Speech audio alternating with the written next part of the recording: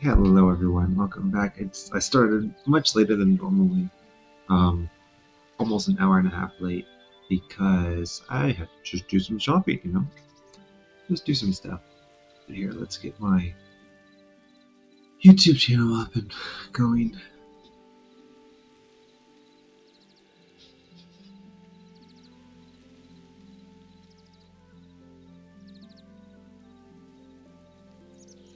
Alright,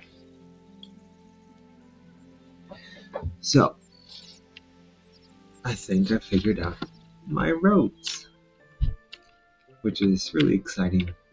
I'm happy to have this almost done. Almost done. So, um, here it is. I'm gonna show you an update I just did right before starting, which is these village streets here. I don't know if I did all this last, so let's go through some of it from Tuesday. Did I? Well, we'll just do it again.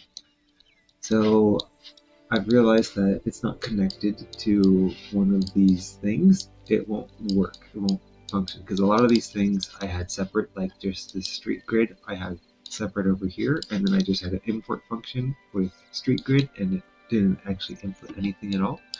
So that kind of sucks. But let's do the street grid first. This was interesting.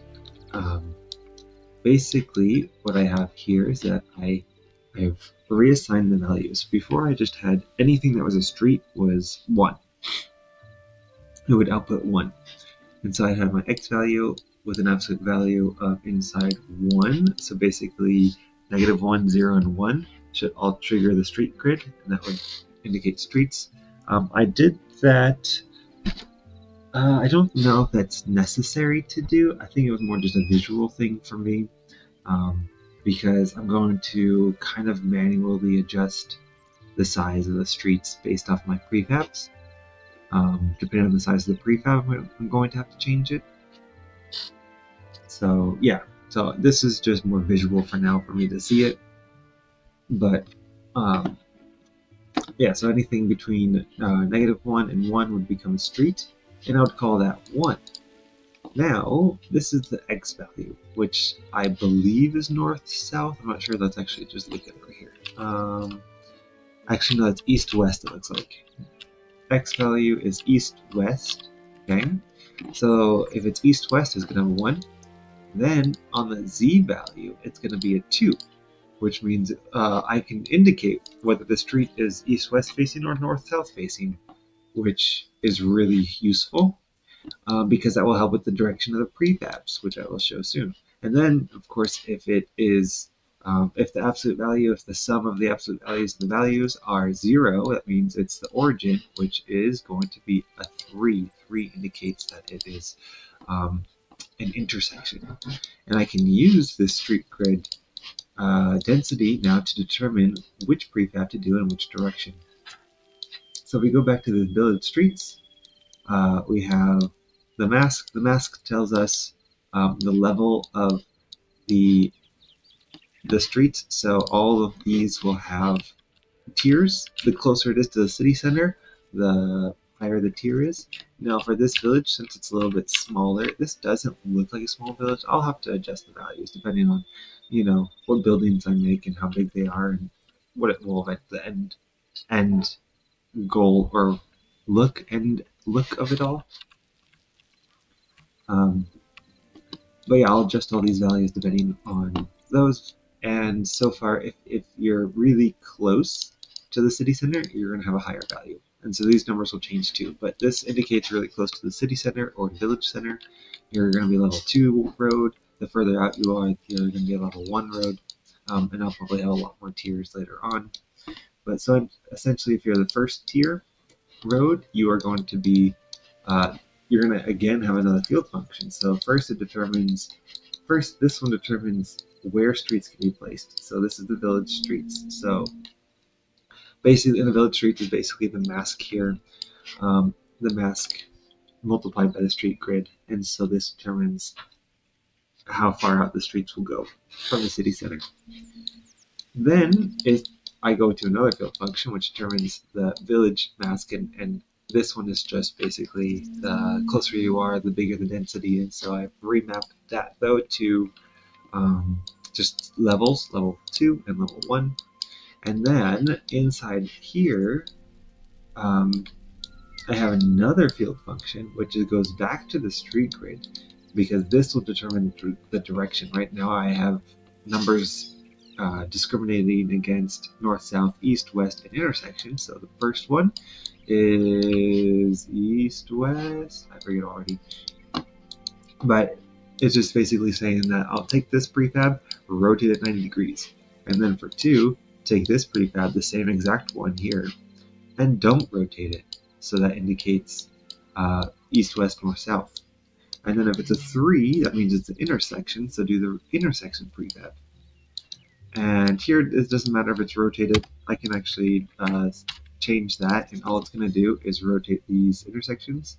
But as you can see how the brick works out, like you're going to have, it doesn't mold, it doesn't, what's the word? Interact with these in a way that makes sense, but it doesn't really matter. It's going to have a direction. That's what I want to say. It's going to have a direction. Alright, and so now you just have these little roads in an empty village. These ads, I might be okay with doing like these height jumps. I want to kind of limit them. I'm gonna have to figure out how to adjust the village, the ground height for the villages, because I don't want them to be super awkward. I want them to look pretty okay. As you probably have seen in Minecraft villages, sometimes you have one building that's way up on top of a cliff because a cliff's on there and it just plopped it down on top of the cliff. I don't want that. I want to make sure all of my buildings are within a reasonable height of each other. Also, I don't want any floating roads, which actually I've learned how to do. So there's something called molding, and you can mold it to, I'm going to grab that last one, to the ground, which is really cool. So here we're going to do another call-in linear scanner from 0 to 200, and then the molding pattern is basically just a floor pattern. I think, see, and this is where I get a little confused because it doesn't quite work how I want it to. So I'm just going to copy and paste this, and then I'll show you what happens. So I'll save this, we'll reload it. A little stuffy today. Wait, what?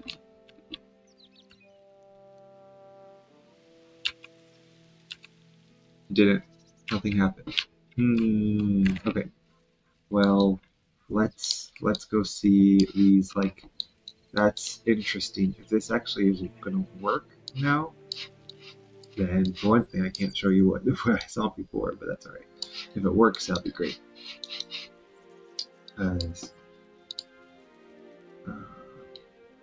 Call linear scanner from 0 to 200. And I'm a little stuffy today, which kind of stinks. Floor pattern. And we'll just copy paste this. I think I have to paste outside of this block area if I don't, or the group area. If I don't, it will copy and paste the entire group for some reason. I don't know why it does that. Alright, and then down here we will drag this down a little bit. And do the same thing here. We're going to mold it to the ground. Oh wait, that's why nothing happened, because I forgot to do this molding direction. So molding direction has to be down. Oops, I think it has to be all capital as well. So basically what it's saying is that I want to change my prefab to how the ground is. I'm going to adjust the prefab, and I'm going to push it into the ground until it touches something. Okay, save. But as you can see here, look at, for some reason, it will, wait, for one thing it didn't, oh, it did work. Alright, see how some of these get pushed into the ground below it? So it pushes it down. So it just molds it to the terrain, which will make it look a lot nicer, makes it look a lot cleaner on all these different parts. As you can see, like this block is sticking up. From if I mold it, it will push it down. Perfect. But for some reason, when it molds it, it also shaves off this piece. Like this right here and this right here get cut off. I don't know why. Excuse me. So I don't know how to adjust that. I don't know what to do for this. I think another solution is just to push this down. Uh, what is it called? Like have this spawn in the ground. If it spawns in the ground, it will just overwrite the blocks that are there, which is the way I kind of am leaning toward. But I don't know how to do that. Um, because these floor patterns, I think I need the origin to be empty. Like I had this origin before as a rock marble, and it didn't like it. It just didn't print it. So I don't know why it doesn't work like that. Um, I could try something right now. Let's see. I want to just offset it essentially. So I could take a prop and do the offset prop, but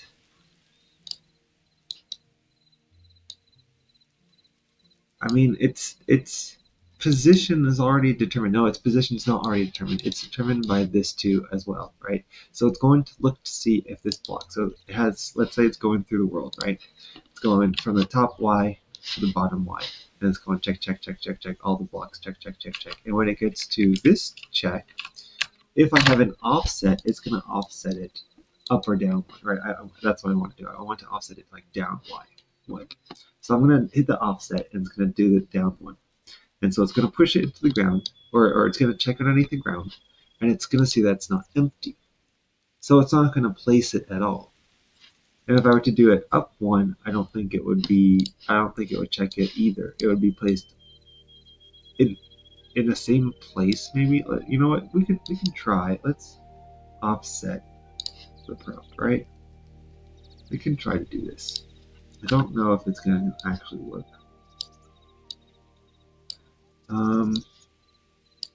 But we want to offset it by just a -y. Let's do -1. All right. That's all that's on, right? So we should get our full blocks back. Yeah, see, they all disappear when I do -1. Let's do a +1. Let's just experiment, see what happens. And it's exactly where it was. Yeah, so it didn't actually change anything because the checkpoint is at the ground level.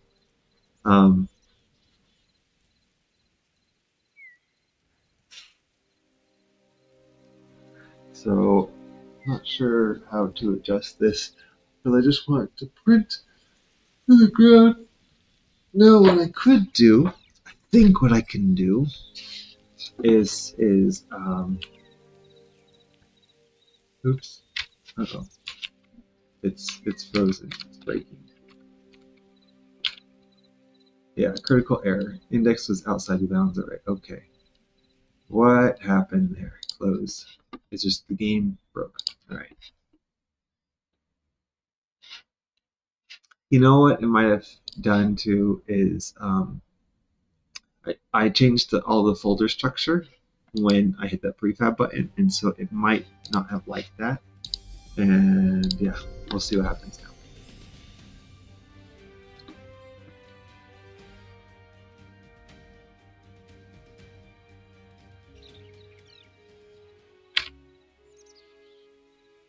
No, it still doesn't like it. Oh no. Alright, well it's gonna crash again. I wonder why. So is this maybe this selection tool? No. Paste tool? Wait, what does E do for this is actually selection here. What am I doing here? So does this do anything at all? E? Show move. Okay, so Okay, it looks like it's fine. So yeah, I was actually in the wrong brush, but for some reason it still crashed last time. That's alright. Don't know what happened there. Roads, level 1, road 1. Okay, there we go. So if I select this,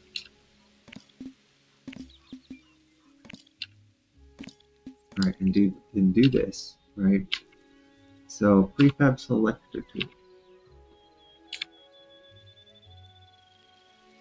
So I want to select its anchor, and I want to like move its anchor. Am I able to even open the save UI settings or not in a prefab editing session? Am I able to get to a prefab editing session? I don't know if I can. Alright, you know what? Let's just try to do that. Let's do prefab editor. We're going to let's just do the edit, demo so we can load something up. Don't care about the demo though. Go right here. Okay. Now, like, why? So what's so that was already printed. Am I able to adjust this? Like, oops, I want 6. This one up 5. Okay.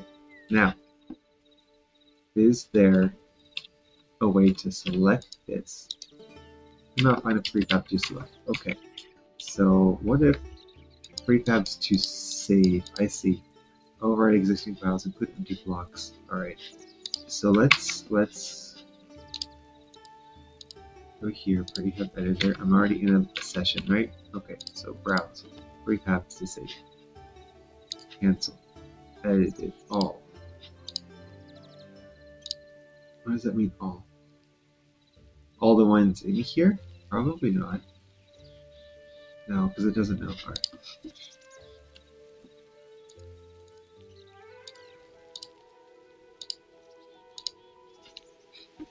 So here is a prefab, and I want to paste, attach prefab to your target, detach, rotate around Y, toggle texture block, select origin,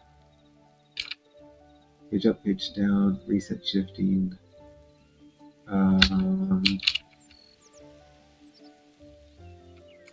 think I actually need to go to prefab editor. I'm already in editor, so I need to go here, prefabs to save. Open UI, update the selected prefabs bounding box to your current selection. Open teleport prefab. Select the currently unselect the currently selected prefab. Read to kill. Read to edit or exit. And this automation section. Unselect prefab. Okay, so I want to exit this one. I want to restart it. So I do need to select exactly the one that I want. Browse. Procedural town to roads. Level 1. Road 1 intersection. Or road 1. Confirm. I only really care about this one, so let's just load this one up. There we go. So now I can probably select this, right? Okay. Update the selected prefab bounding box. Okay. So I can adjust this like this, and then update selected prefab bounding box. Okay. Updated bounding box. Sure. Cool. What about this anchor? Can I change the anchor now? Select the previous anchor. Unselect it. Set anchor tool. Use the set anchor tool from your inventory. Oh, so there's another set anchor tool, huh? Alright. Set anchor tool. Cool. You are not looking at a bunch of real within 10 blocks of you. What if I do this and set it there? No. There we go. But what if I delete this? Can I delete that? Okay. So here we go. Can I now set anchor tool? The anchor determines where the prefab is placed when spawned. So if I put the anchor right here, it will now spawn it below, correct? How do I save this? So, update, select the prefabs bounding box, open the save editing. Can we just save this? So here we go, it's on the prefab save entities, include empty boxes. Include empty boxes. So that's going to overwrite anything. So like if it spawns on a tree, it will get rid of the tree, right? That's what it's trying to say. Which I think clear support tree fall.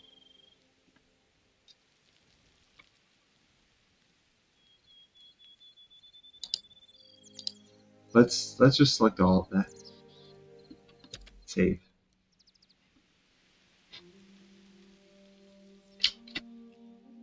Okay.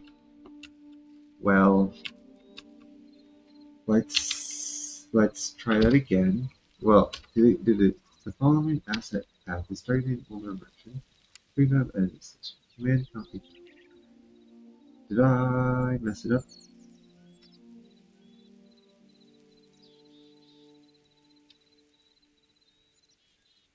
Oh no, it says successful saves 1, failed saves 0. So I think we're okay. So if I do a paste tool, I don't know if that actually worked. I wonder if we can redo it though. Let's see. Let's get the offset gone and just try this again without an offset. Save and see what happens.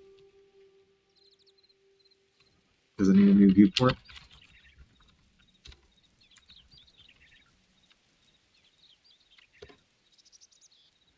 There we go. All right. So yep, we're good. These just need to be pushed into the ground by 1, and that's fine. That's fine. So same thing, we'll open up an editing session. Prefab editor, browse, we're going to go to our roads, level 1 roads, intersection confirmed, set load up. Here we go, and then we can just do a block there and change the anchor to this one. I don't have anything selected, so let's select this. Now 1 higher to 5. And then also 1 over to 5 over there. Okay. And then here, I need to select prefab selection. I'm selecting this prefab. Oh, I have to select the prefab first. Okay. Then we go up by 5, and then we're going to go set anchor to here. No. Delete that. Now place it. Now place the anchor. Not find a prefab to select. I just want to. You are not looking at block. How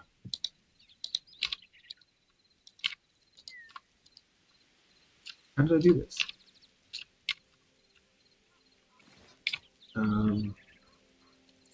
You use this anchor from your inventory to change where the prefab's anchor point is selected. Okay, so prefab selector tool. I'm selecting this one. I want to select that. Update. Oh, I have to update it maybe first? Okay, let's do that. Update. So I have that, and now hit R to update. No. Nope, that's not what I want to do. R, no. Exit. Exit. 2. 3. Update. Update done. Yes. Alright, now anchor tool. There we go. Great. Alright, now we gotta save this. Open the save.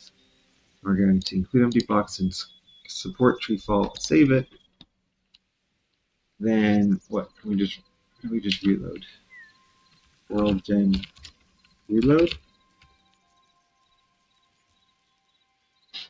Nope. We already have a viewport though, so I guess can I just save it and reload it? There we go. All right. This is kind of what I want. I think that anchor just needs to go down 1, and we're good.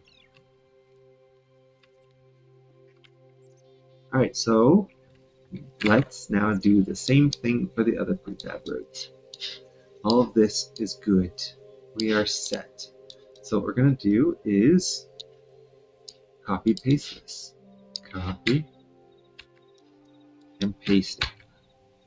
Nope, see how it redid the whole thing. Why? Copy, paste. Nope, doesn't like that. Alright, so we're going to do inside the group and paste outside the group. Nope, still wants the whole thing. Outside the group, paste it outside the group. Does the whole thing. Don't know why it's doing this.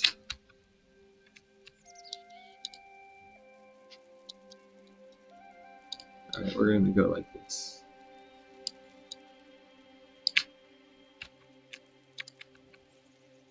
Still does the whole thing. That is crazy. Copy. Paste. Nope. You know what? We're just going to paste it and then delete everything with this. Alright. Because that is the majority of what I pasted anyway. Alright, oops.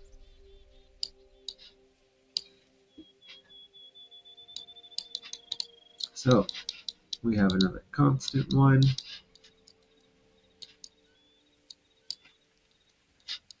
I don't think yeah, I feel like I can just probably delete all of this except for this. This is level 2, right? So I just need to make sure I keep that in mind for the delimiter.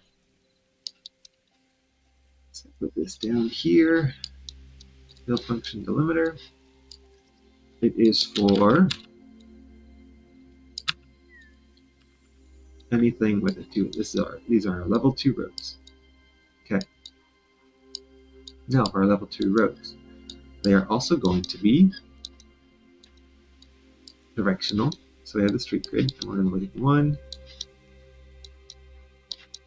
Or these are all good, right? Alright, didn't do anything. So we have our level 2 roads, up level 2, just our prefab. All we have is this road 2 prefab.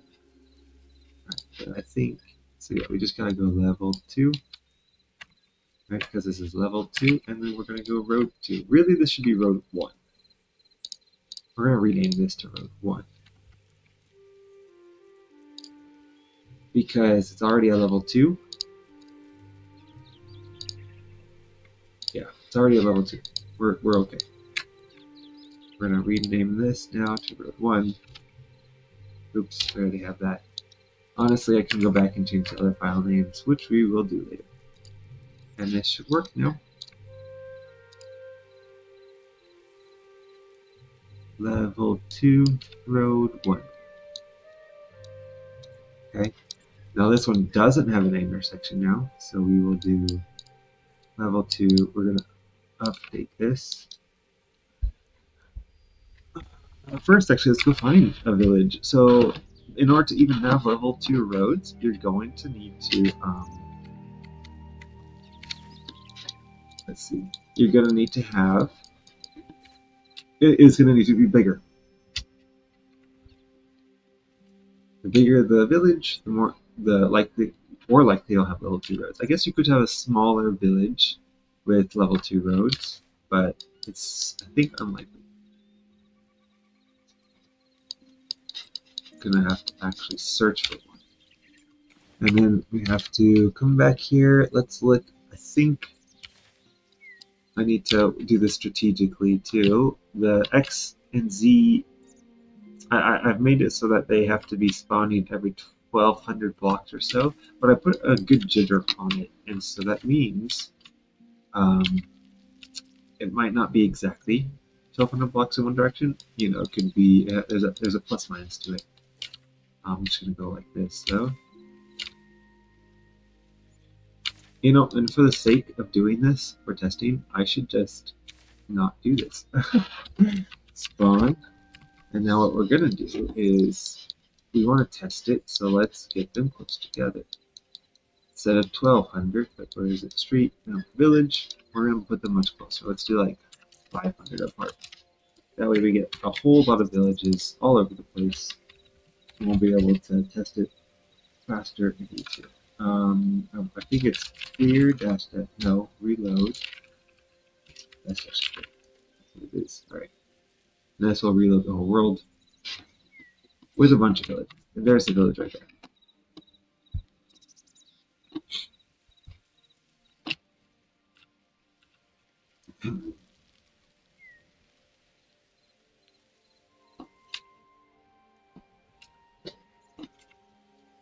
Alright, I think we can probably just search now. So 500 in the direction, and we should find another village pretty fast.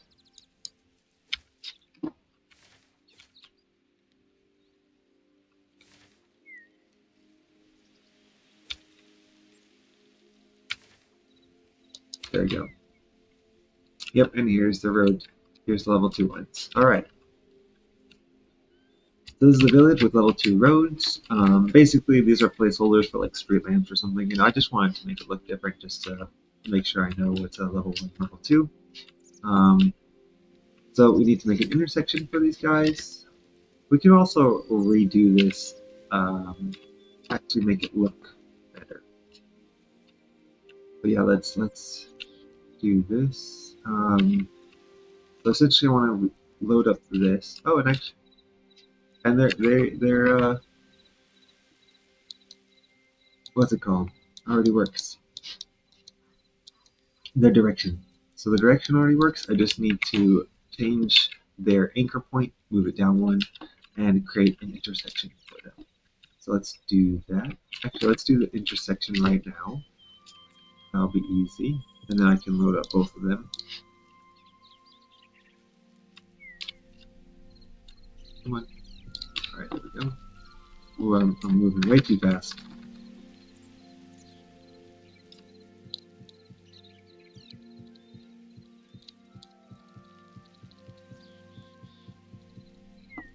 Now, level 2 intersection, like, should we have some flowers or something there? That would look nice, I guess.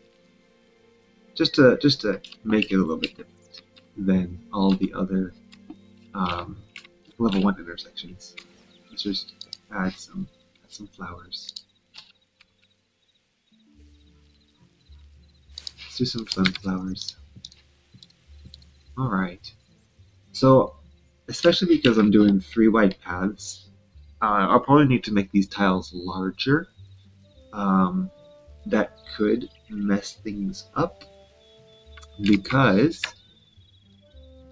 my grid is 5 by 5. And I specifically chose that because it would fit within the 50 by 50 blocks. Right, my street grid is 50 by 50. So I don't want to make these too much larger than what they are. I could make them wider. That will just make the intersections bigger. Right, so because for example, if I do a like 5 by 7, right? Let's maybe not even 5 by 7, right? If I do it this far out,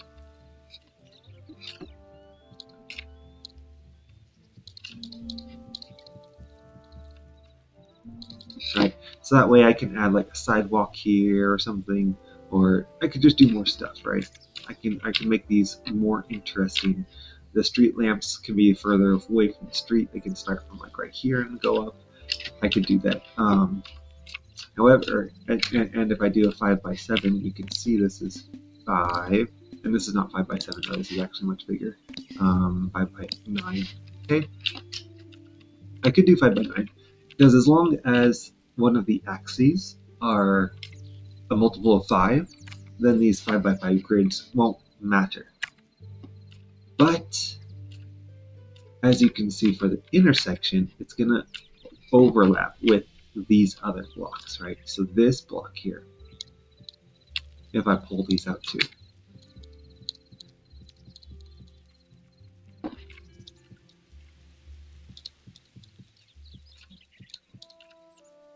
Is that 2? No, this is 2. As you can see, anywhere from the sunflower, so from here, it's supposed to be this prefab, and they're going to overlap now on these 4 blocks. These 4 blocks are going to overlap, and I'll have to either prepare for that for the prefab, or I could just make the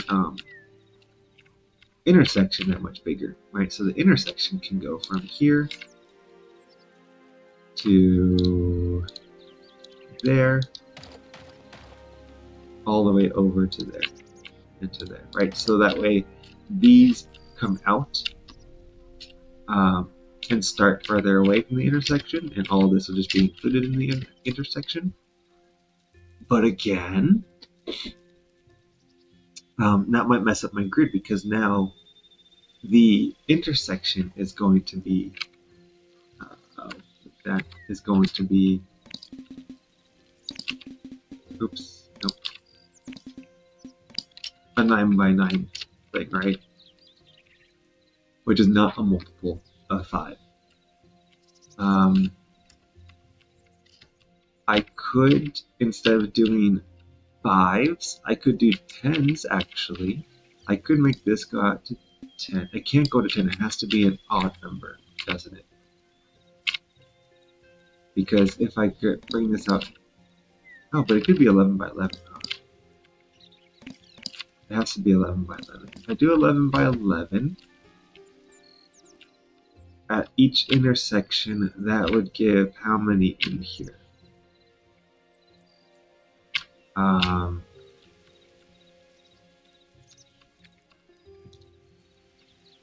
2. I mean, if it's 11 by 11, that means it's 5 blocks out from the middle, right? From origin. 1, 2, 3, 4, 5, right? Okay. So if it's 5 blocks out from there, 1, 2, 3, 4, 5, right? So let's use the ruler. From here to here is 50, correct? Yep. There's 50. Let's ignore that. And then the tiling will have to be there to there, which is 38. 38 blocks. So I'll need to make a special case for the center, and then have roads be a multiple of what? 38. That's only divisible by 19. So that's not good either. I don't want 19 length roads as prefabs. I don't think I want them to be that long. I want to have it be a little bit more variable, or a little bit smaller, so I have more control over the details. I also want to use smaller ones, because I think I want to try to do curved roads in the future. And actually, that would look way different. Even if it's curved, it would look way different. Yeah, I don't know. Curved roads will be way different. I'll have to implement an entirely different system. Anyway, that's 38 blocks. Not the best. Which makes sense, right? Because 50 minus the 2 origin, which is 48, minus 12. I mean, minus 10, that would be 38.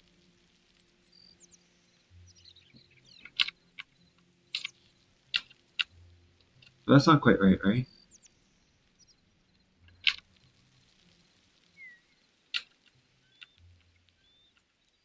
Because, yeah, I'm kind of, well, that's if the origin is different. So what numbers go into 50? You have 5, and you have 10. That's it.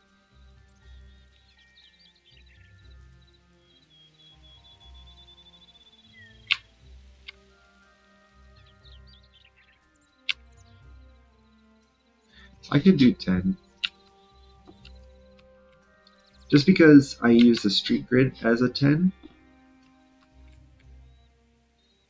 Again, this will be uneven though. It has to be 11. It can't be 10. I need an odd number that goes into 50.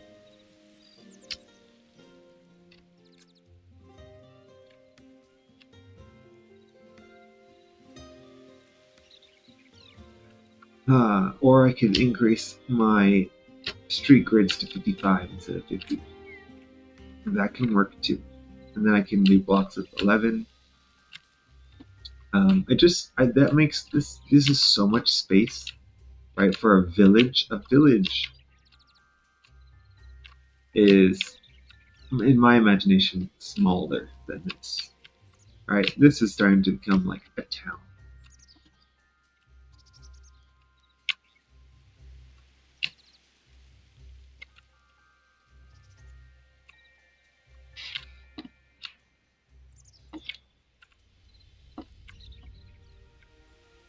And I guess that's okay.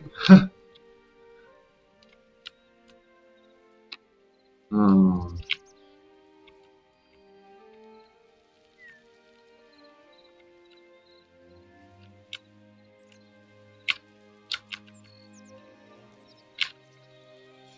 hmm.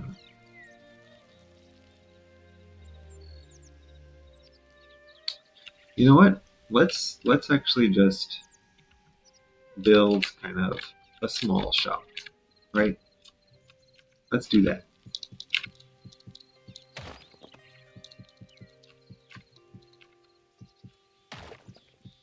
So we can get an idea of how big we want our blocks.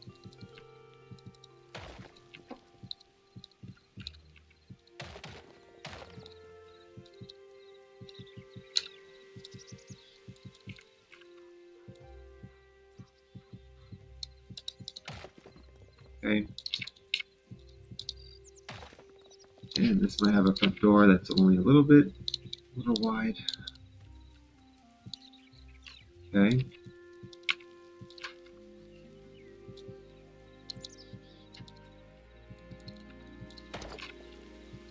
I don't know, let's call this a bakery, right? So you come in, there'll be shelves. There's a shelf. Shelf. It says ancient shelf. I don't want an ancient shelf. I want a lumberjack shelf. Okay. Shelves of bread.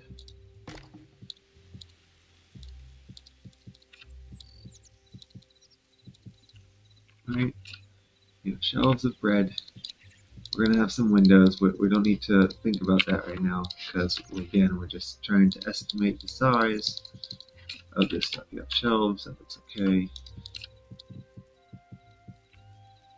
And then you're gonna have like, I don't know, a countertop for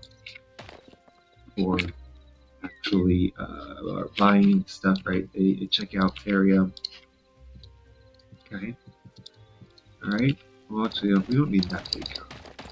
If we just put a wall here, that's okay. This is small.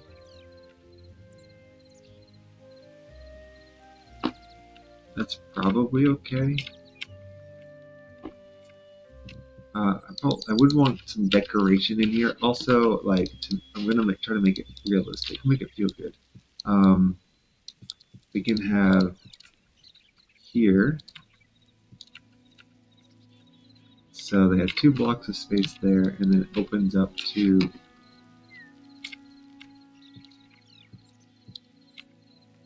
a kitchen, right? And then they actually need to, where they actually need to make the bread.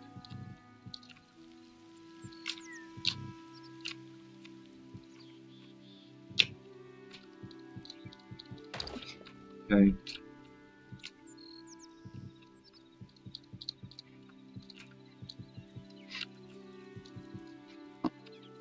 You can imagine they have like prep table here.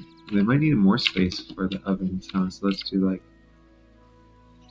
prep tables and then another space for some ovens. Yeah?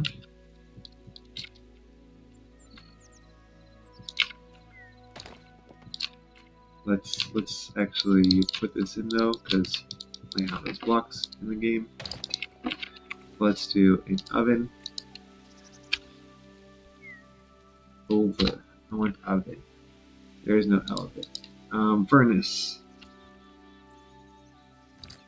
Alright, furnaces, they're gonna have probably several because they need to make lots of bread for everybody. We got the table. Simple table where they are prepping their stuff, right? And maybe a kitchen. There's no kitchen. Cooking. Cooking. Chef stove. Maybe they have that right. Right. Honestly, I have no idea what's going to be in here, but this is again just an estimate. Okay. And this looks like a reasonable bakery.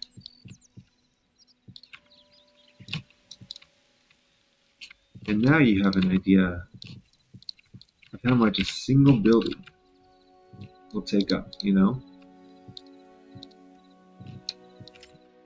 But to me, a building like this, having what? Doesn't take up that much space. In fact, we can now measure it. 15. So 15 blocks, although I would like to put a little bit of extra space in there. It's supposed to be a village, not like a dense, cramped city. And so having a yard in the front, like so in the front they can have some space for a garden or other things, or like tables maybe for them, for other people to sit if that's, you know, this shop they want to do. And then maybe on the side they have stuff too. 15. I can imagine this being almost as big as 20 to 23 blocks. So having 40 blocks, 40 blocks, 40 block, yeah, that's what they're called in city blocks. This is a city block, town block. 40 block length. How about 40 length blocks? There we go. Is reasonable, but it's also not divisible by an odd number, right? If I want to have these intersections be large, I also want this to be adaptable for both villages and cities. Like, I don't want to create a whole new system for cities and villages. A village is just going to be more spread out and spacious, while a city will be more cramped. And so, like, if I do 11 block intersections, it'll be 11 block for both cities and towns and villages. But like in a town or a city, it might actually have two. I mean, you don't need, especially if there's carriages in the game eventually. Like, I would kind of want 3 blocks on each side for going up and down the road for carriages to go by. And so if I do 11 blocks, 3 blocks on each side is 6, plus one in the middle for some kind of divider is 7. And then that leaves 2 blocks on each side for a street. I mean a sidewalk. That's good. That's good. Yeah, that would feel kind of cramped as well. Or I can try to choose a number that's both visible by 11 and 13, but there isn't that many, right? What do we have? You have 36, 13, 26, 39, 52, nope, 65, nope. Yeah, no, there's not a lot, there's nothing there. So I'm not going to have city blocks like that.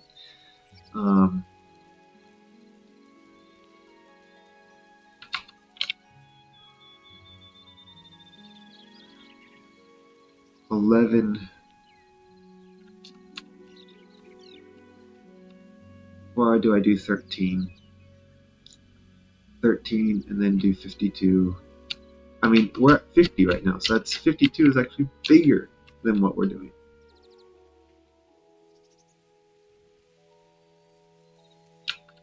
Alright, 52 requires 26 long or 26 wide buildings. And that'll be 4 to a block. 26. And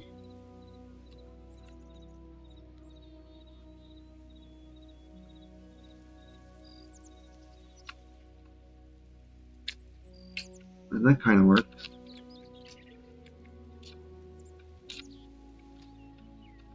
I like how they added emotes now. I'm really happy with that. Oh my gosh. Dude. Chicken. Oh, taunts.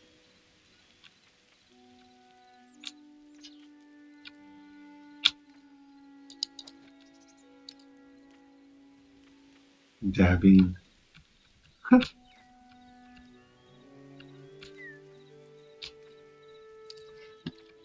There has to be a faster way to get to this menu other than X.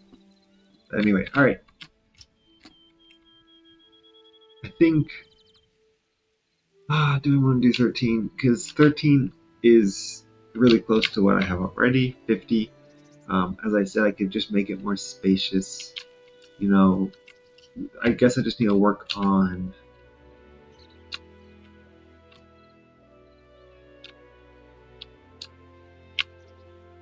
You know, villages, they can have a lot of stuff and still feel small, you know?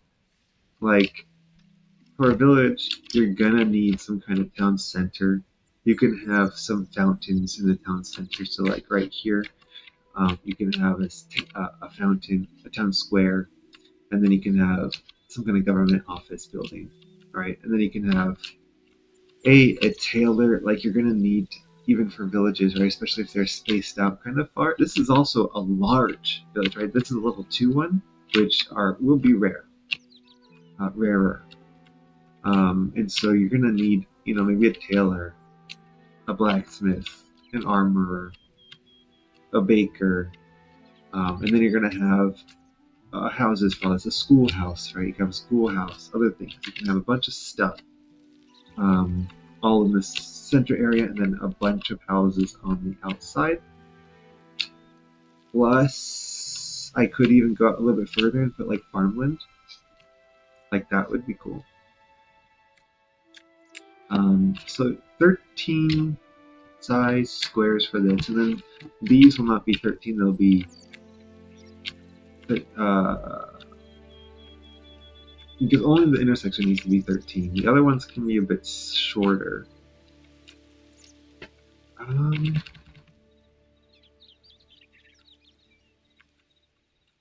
Yeah, let's try that. Let's try that. Okay. So where's my intersection? I don't have an intersection built here yet. Did I save this one already? I don't think I did. Alright. So we're gonna delete this. Or I could just get some flat land, right? Flat land. Alright. We're still doing 3x3 roads. So for 13 by 13, we're gonna need to come out like this.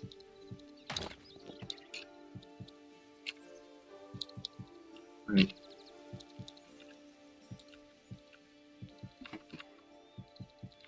Alright, so that's 3. Okay, 3, 4, 5, 6, 7 on each side.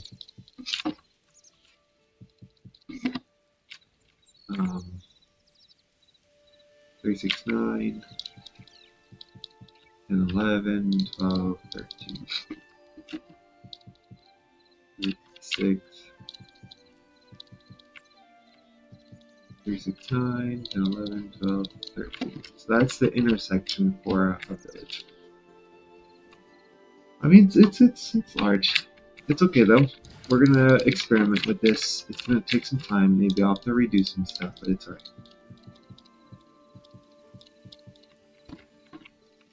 The only thing is, like, I will put the... Here's something I can do too.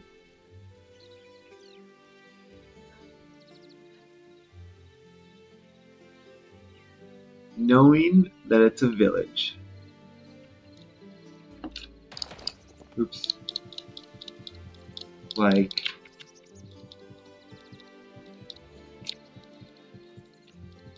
I could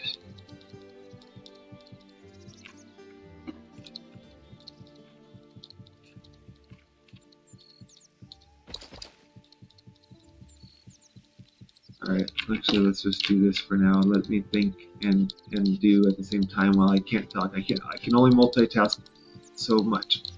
And talking and thinking is very difficult for me. Alright, so there's a 13 by 13, right? And I would like some places to be, some of the shops to be closer to the center. Yeah, let's go up a little bit. Let's go up 5 and we'll go across 13.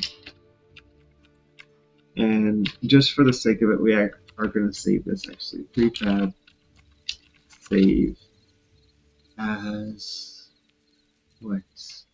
Um, intersection 1. Okay. All right. Then I can go to the space tool and I can go to, oh wait, it's not there, of course, because I need to move it over. All right. And then we're going to need 13 thing rows, right? 1, 2, 3. 1, 2, 3, 4, 5, 6, 7, 8, 9, 10, 11, 12, 13. 13 length rows. Oh wait, is that right? Ruler. 12. Okay, 13.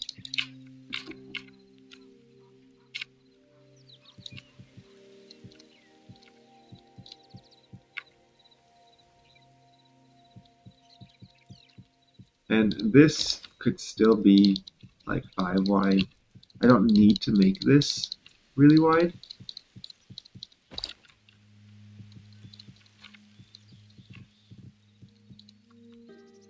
What am I doing? There we go. Okay.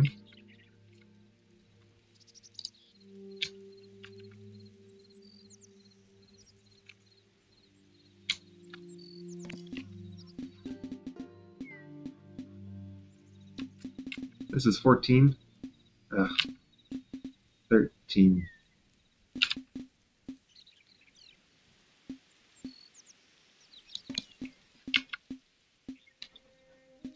Why does it say 12? I don't know why it's saying 12. Alright, but it says 12, 5, and 7. This looks good to me.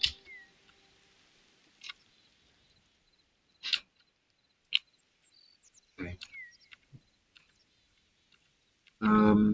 12, 5, and 7. So we're going to, no, 13. No, we do want 13. There we go, 13. 13, 5, 7. Prefab, save, row 1. Okay. And then we're going to copy. How do I copy selection? Can I copy selection? I'm sure I can. I just don't have the buttons for it. Duplicate, paste, and continue. Alright. I just shift right clicked and I don't know what just happened. Alt. Oh.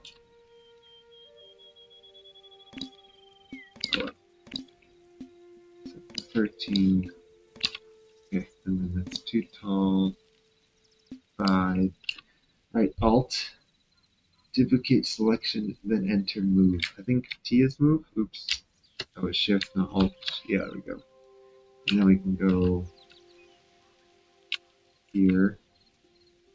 Oh well. It's okay. We'll just do this like this for now. So this is 13. You get 1 here.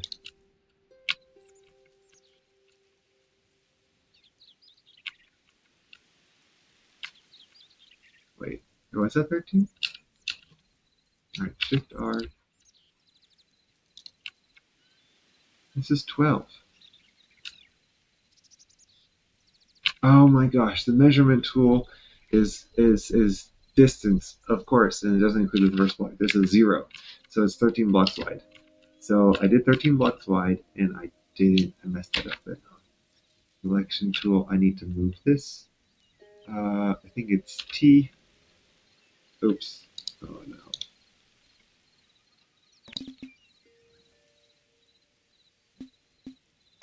T. Not R. T. There we go. Okay, 13 by 13, right? Because I'm going to do Alt-T again. This is the same size, so that's 13. It is 14. All right. Well, guess what? We're going to use this here. So this would be 13, right? 13, 26,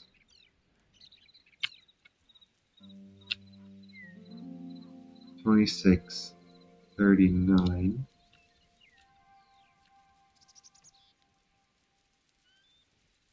39, 42, and then we're going to have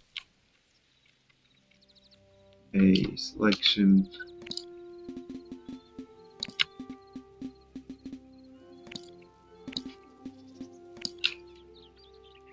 Alt-T here, like this. Okay? Go off.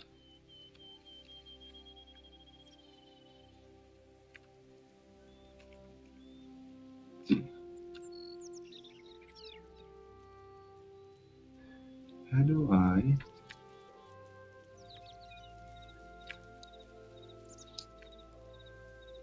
I now get the move tool? There we go. Move it up one. How much move it up to? There we go. Okay. Enter. How do I now get this E? No. E. Uh-oh. Ah. E.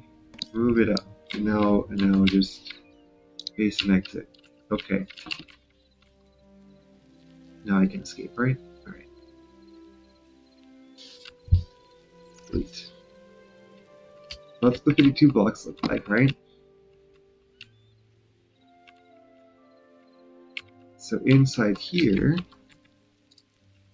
I still got 30, 37, 38 blocks, right? Which is 19 blocks. I could just do 4 19 block wide stuff without worrying about overlap, so I don't have to think about overlap.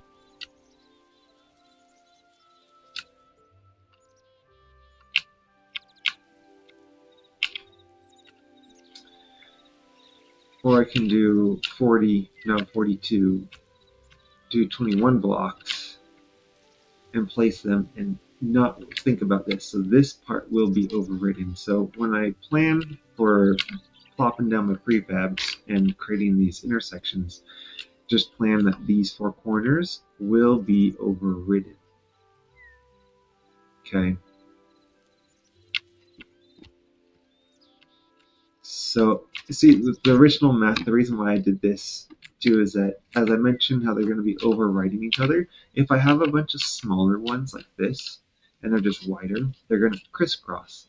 But if I don't want to put anything here to prevent the crisscrossing, then all of this extra space behind it anyway is going to be kind of pointless and useless. So it's better, I think, to do it this way.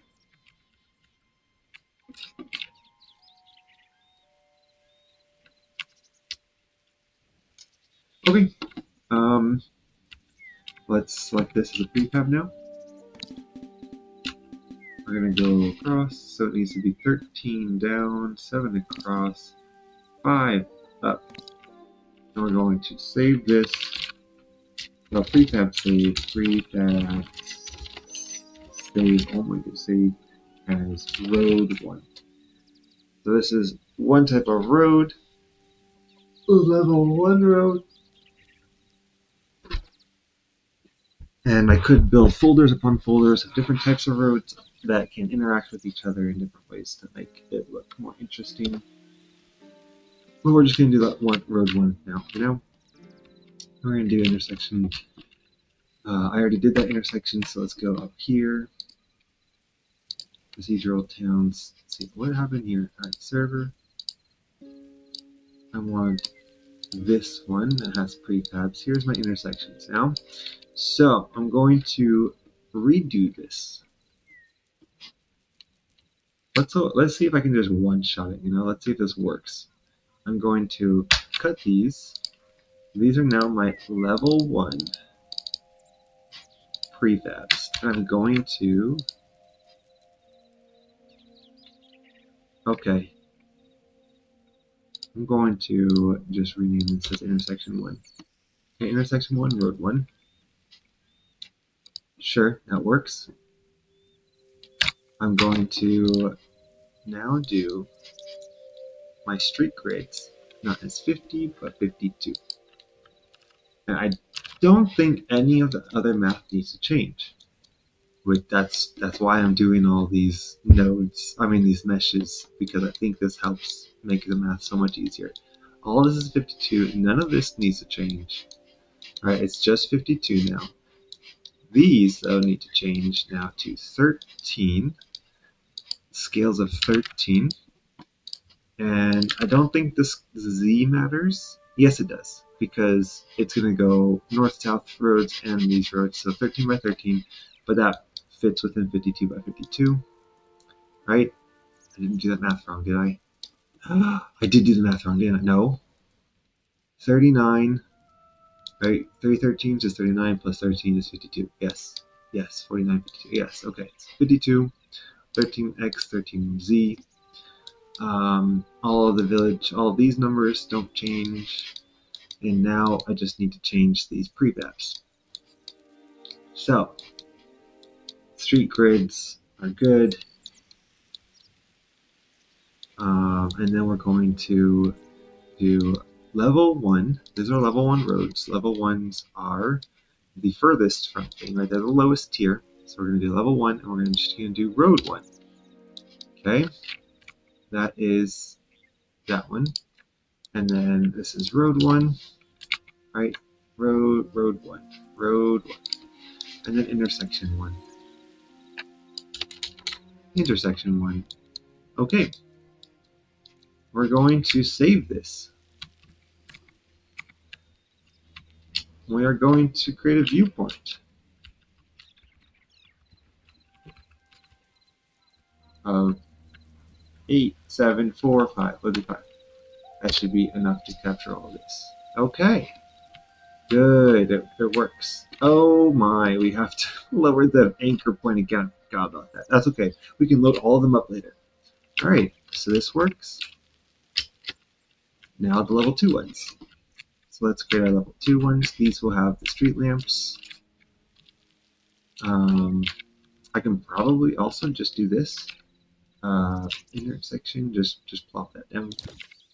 And then we'll do some of these lamps. I want to move the lamps farther from here. So we'll do it like this. Do I need that many lamps though? I don't think I need that many lamps. This is maybe it wasn't such a bad idea to make the road segments longer. The lamps would have been overwhelming to do one every 5 blocks. Let's see how it works out here. Alright, let's actually make these look like lamps maybe, if we want to. Why not? Street lights, we have a lamp, we have these lamps, we have that. How about, not torches, what are they? Not lamps, lanterns. Do we want lanterns? Quebec lanterns? Or do we want light temple? Oh, here's this. This is good. This is good. And then we can do, I think, posts. Let's see if we have a post. What posts do we have? None. What are the wood ones? What are they called? They're not posts then. Let's see wood. These beams. Beam. And let's do the dark wood beam because it looks like that's what these are. Like that, yeah. Or let's do it a little bit taller.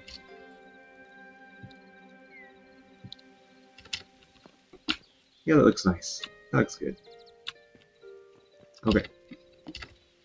So we're doing 3 tall plus lamp. 3 tall and a lamp. Hytale and a lamp. Okay. Let's now do this as our 5-block tall, which just barely fits. I think that works. Alright. And now we'll save this as the prefab. And this is the intersection with the intersection 1.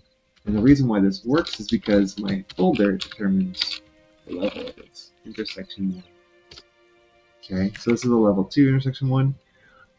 You know what? I could actually include level 1 in there, only because it would make this not as confusing. Cut, paste. Okay. Yeah, we want to avoid confusion. Maybe I'll change that in the future.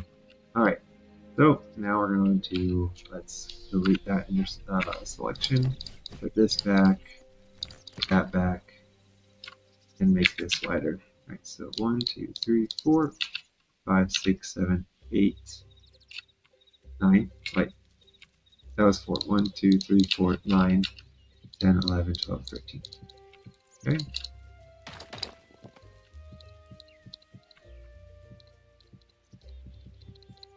Oops. What am I doing? Don't know.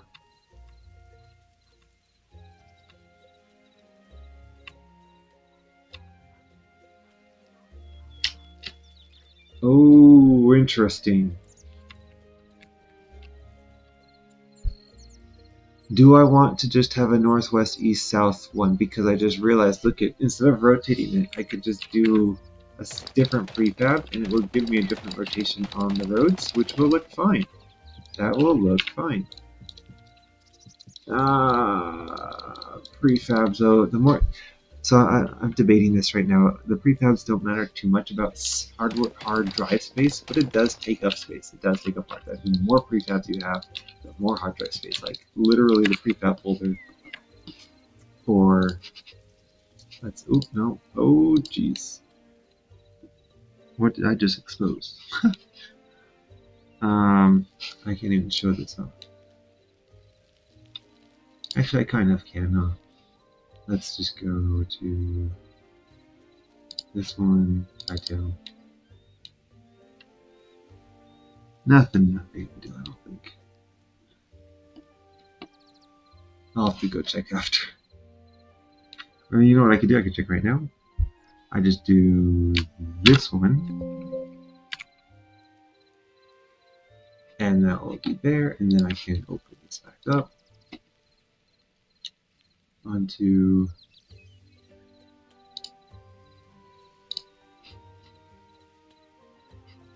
screenshots, was it?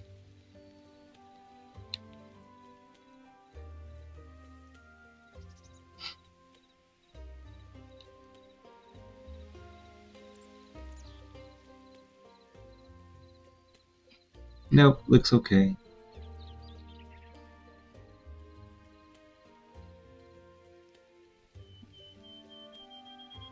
Yep, looks fine. Now about the documents that I was just going through. Documents is fine.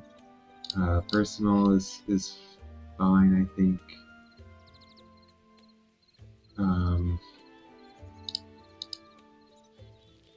Yeah. I think we're good.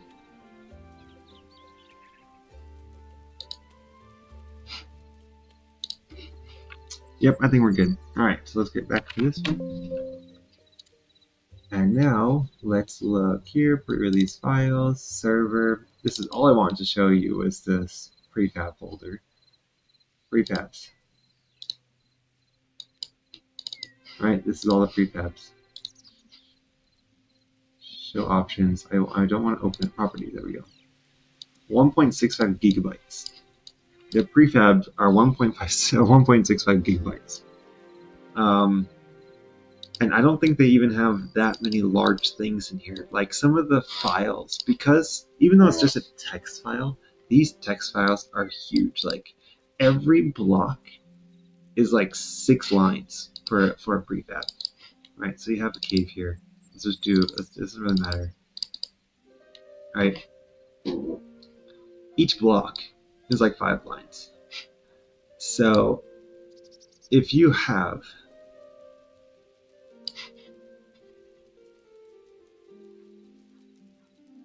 it says the length. Is that the length of the number of what is it called?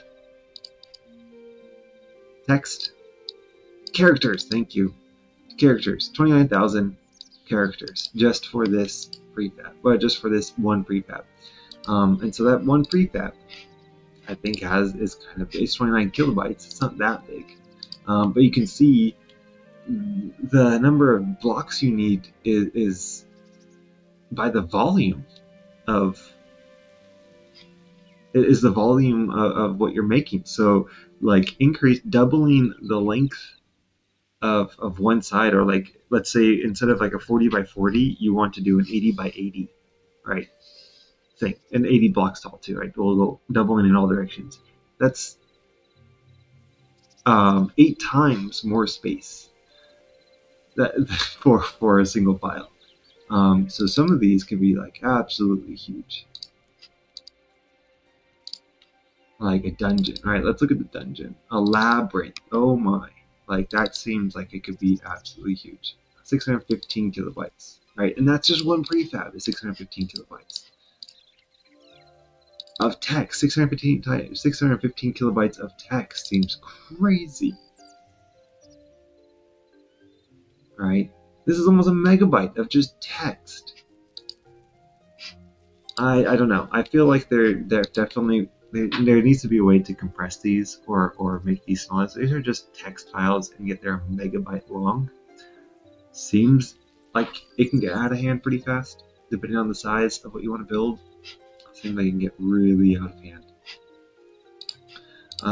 There might be a way to simplify this. I'm sure it's not super high on their priority, right? Like, again, it's only 1.65 gigabytes. But I can easily see, like, especially with all the things that people are making, all the creations that people are doing, like mine, right? I'm going to be doing roads and buildings and all this stuff. I can easily see my own file taking up hundreds of megabytes. And if you're going to download a bunch of them, your prefab list could be like in the tens of gigabytes for all the mods people download and everything. It just seems like it could get really out of hand. But anyway, that's not here. That's later. That's a later problem, not a now problem. Anyway, so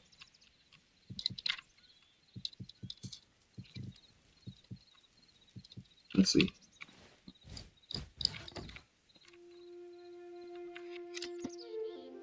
Oh, it's time. Time 10.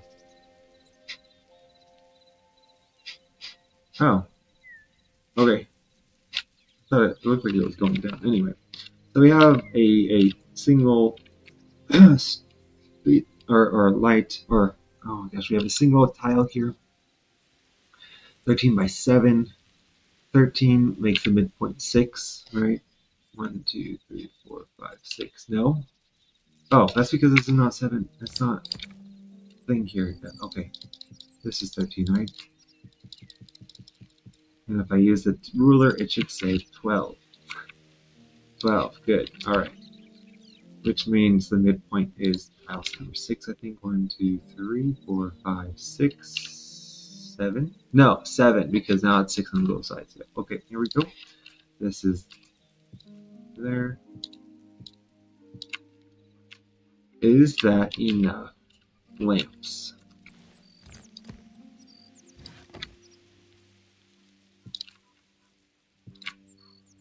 I think so. Alright, in fact, is this going to be the same? 1, 2, 3, 4, 5, 6. Yeah, actually, this is the midpoint right here. Let's just build these right here.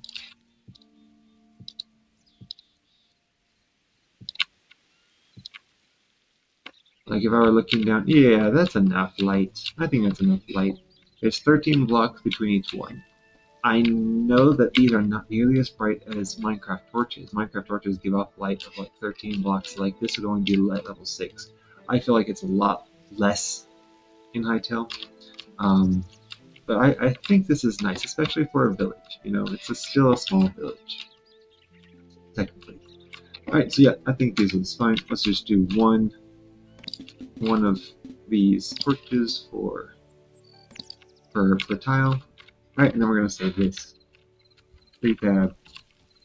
Oh my gosh. Prefab save, and then road 1. Okay. Prefab road 1. This is a level 2.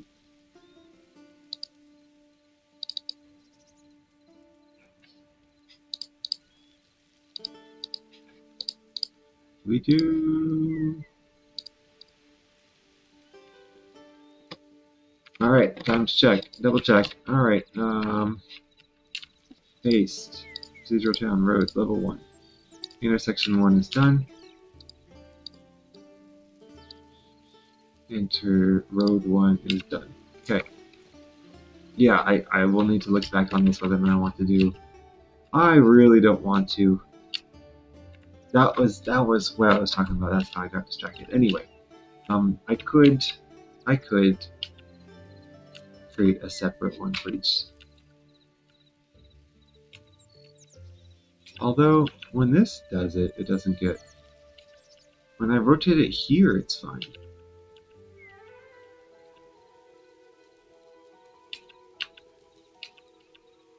That's because it's been. No, I don't know why it's fine. All right, well we'll test it. We'll see. This looks like it will work though. But yeah, okay, so we got that. So that was level 1. This is level. Wait, what was that? Was that intersection 1? Yeah, okay. And road 1. Alright, so yeah, I just need to overwrite this. I already did road 1. I need to delete this road 1. And do this one. Okay. And now I have level 2, road 1. What?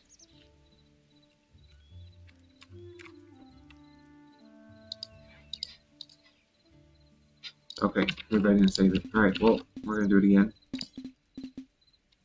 I prefab save road 1. Cut. Oops. Cut. Paste. Replace. Alright, we replaced it. So hopefully now it will. Procedural towns roads level 2 road 1. Why? What? How did that happen?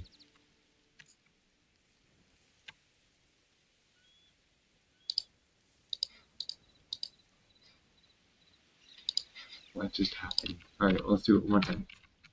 Select this. Prefab. Save. Road 1.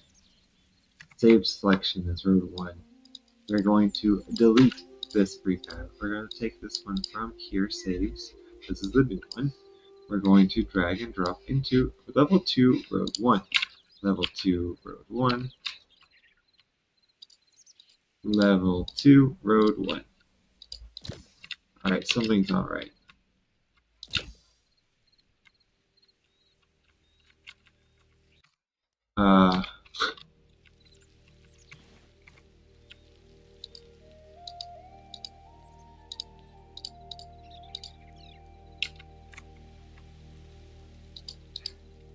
That doesn't make sense.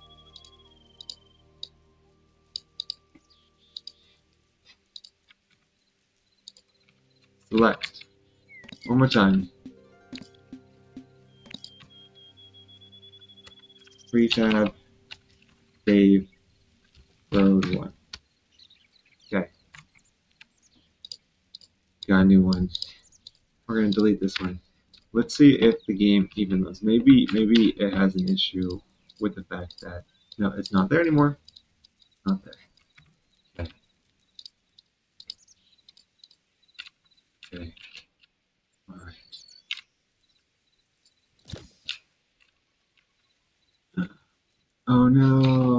to redo this because these are going to be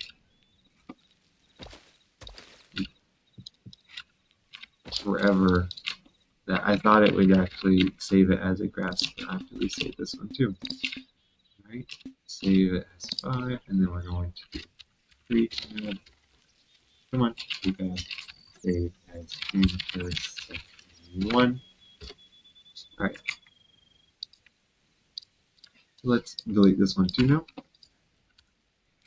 So that means when I go to check, there's nothing there. Okay. And I can't even make it. So there's these two now. We're going to go over here and put them in. And we're going to go back up, and now they're here. Yeah, okay, so I think what's going on is that there's some kind of cache that it's holding on to. So we're going to quit to main menu. We're going to go world. We're going to go here. We're going to restart it. And then we're going to try again. There we go. There we go. All right. So now let's redo all this. Viewport, radius.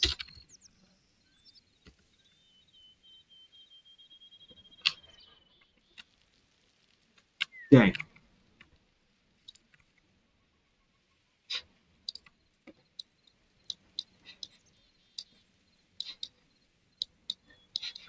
This is 0, this is 90, and this is intersection 1. Save. Perfect. Except see, look, it didn't, yeah, I don't know why. So when I rotate it as a prefab, it's okay.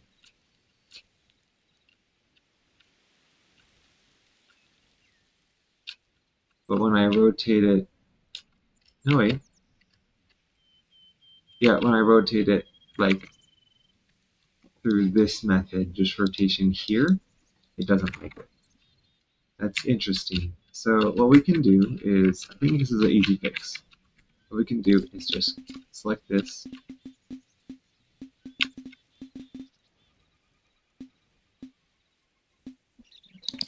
(13 by 5). Now we're actually going to do this and rotate it. Oh, it does it now, huh?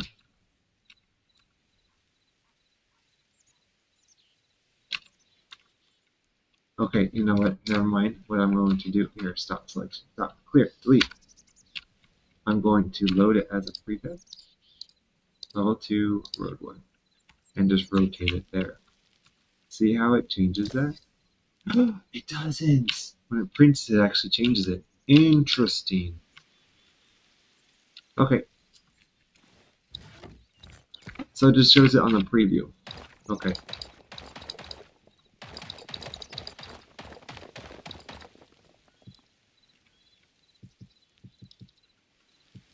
I wonder if this is actually going to hold.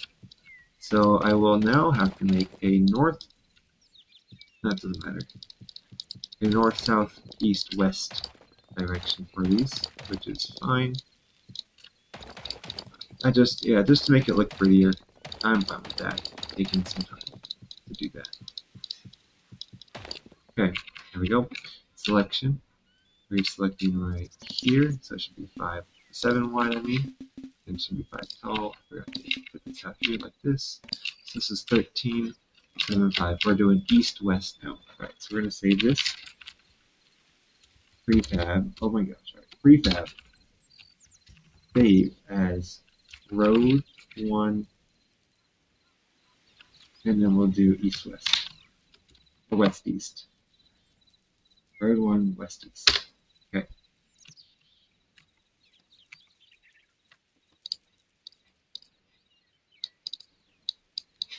Okay. Alright. Now we're going to reselect this and resave this. So 13 by 7 up 5. Okay. Prefab. Save as road 1 and then north south. Alright, so now we have a north south east west. So I'm actually going to. No, I don't need to. I need to move it, not cut it. Alright, north south. Okay.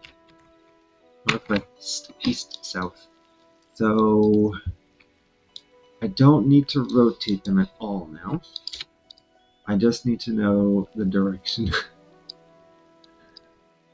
that they're facing. So I think I forget again. So I'm going to no X was the first one. X is 1. That's east west. So we're doing road 1, west east, and then here we have north south with no rotation. Intersection is fine. I'm aligning it to the intersection. So we should have delete. Wait, what? It broke. Oh. Note editor. Open.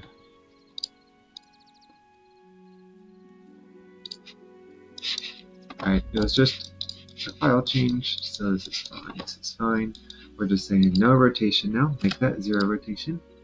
And then this was east and west, west to east. This was north to south. Oh, this is for level. This is. Oh, okay. This is for level 1 roads anyway. So we're going to have to change that too. Honestly, it shouldn't break it. Like the crash was probably unrelated. It will just not post anything, which actually is not what we want to do. That's level 2 and intersection 1. So what we want to do actually is first, so it makes it easy on us, we want to align this all. So the intersection does need a change. That stinks. Alright. And I just select this. And then, what is it? Delete. Can I just clear? Clear. I think it kind of makes it faster. Maybe not a whole lot. Oh wait, no.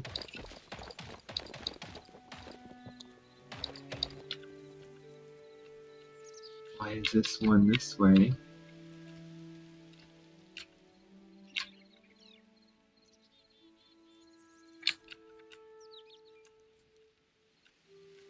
Wait.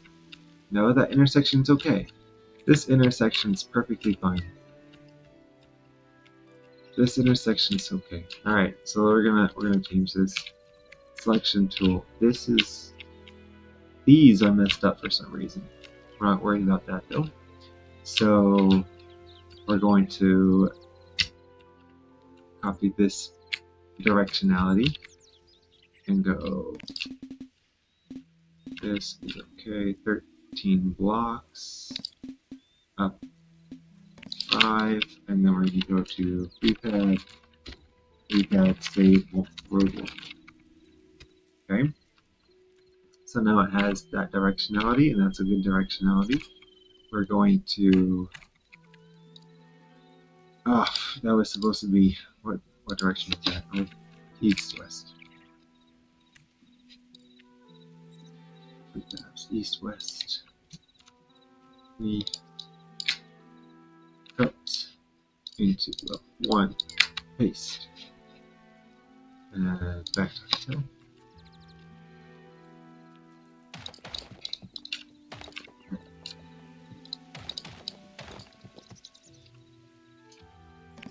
And I just copy paste this.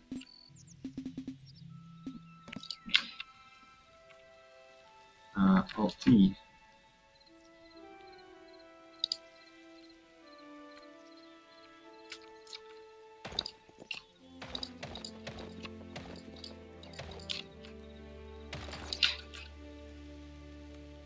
Alt T.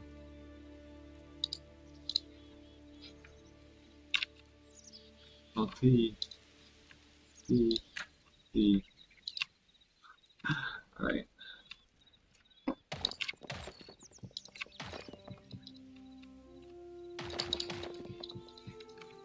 and delete this selection. Alright, looks like that might be 13. That's 13, and I didn't finish the selection. 16. I didn't finish the tile. Let's go. We're good? Alright. What? Nope, nope, nope. 13, up 5.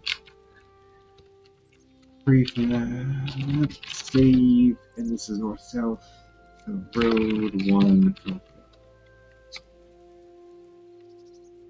3, 5, save, north, road 1. Alright, and then back to here. Again, oh, we already rewrote those, right? That's why I did. Yeah, okay. Alright.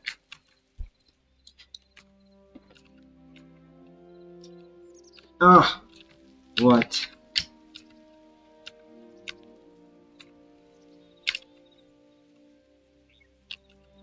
Alright, looks like it'll be okay though. Just messed up this. Alright. So we have this is B. This is north south.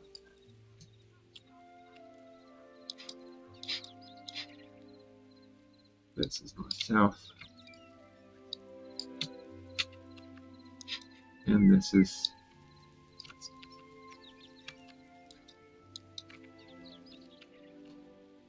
alright. Looking good.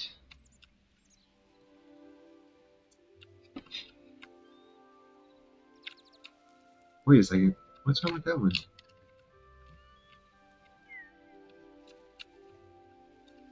Oh no, no, this is 26 blocks long. Wow, okay.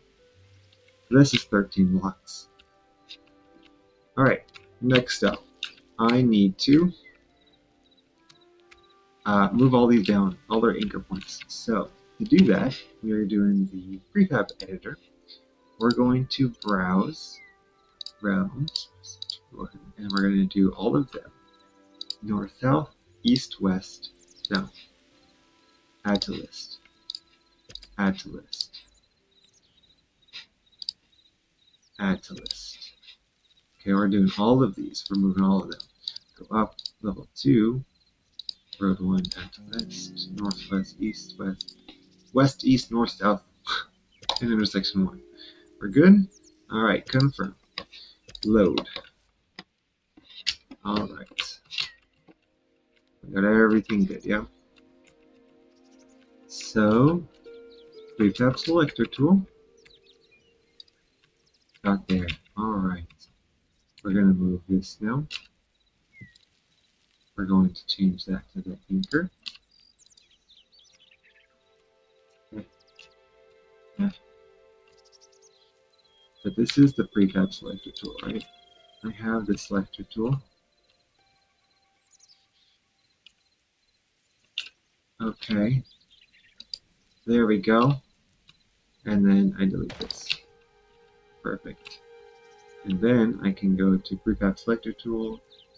I don't need to save this. I mean, I can save it after I'm done. Okay. Alright, prefab selector tool. This one. Update my bounding box to R, like that, and tool there, and then break. And then we're good. Okay. Selector. Prefab selection. And I'm pretty sure, again, I can't do that. I first have to go here, click R, then select it, then block. And we're good. Selector. Ooh, this one was not 5 blocks high.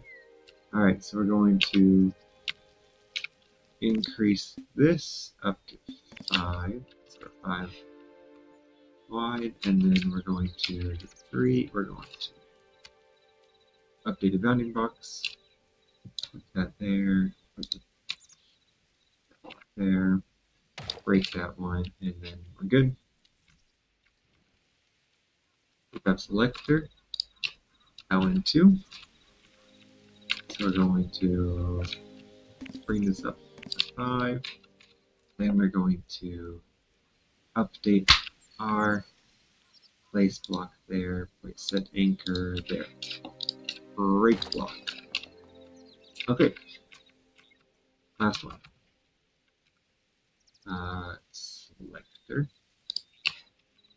Okay. Paste. Anchor. Oh, do you know what? I think maybe it just automatically did it because there's nothing, there's no blocks up here, and it was like, it's fine, don't worry about it. I think I do want to save these as air though, because I think there could be trees or other things that I want to delete completely. Yeah, I'm not sure how that's going to work.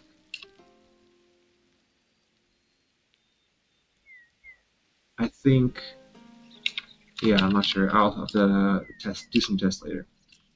Oh wait, first we have to hit R, then we're gonna do this, then we're gonna do that, and then we're gonna break it. Then we're good. Okay, we're going to now go back to 3. We're going to hit E, save entities, overriding 16 files, clear support, include empty blocks. We're just to include empty blocks. That's what we're gonna do. I think that's the best way. Alright. Now we're going to reload this. I think we just hit S, even though nothing changed there, and it will reload this.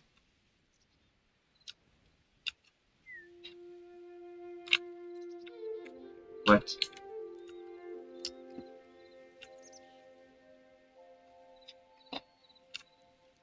Oh, what happened?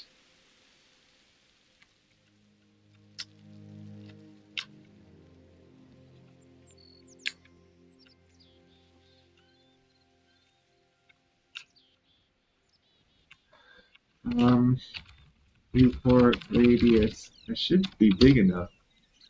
It should have worked.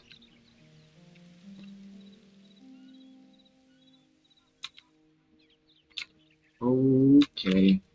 What happened?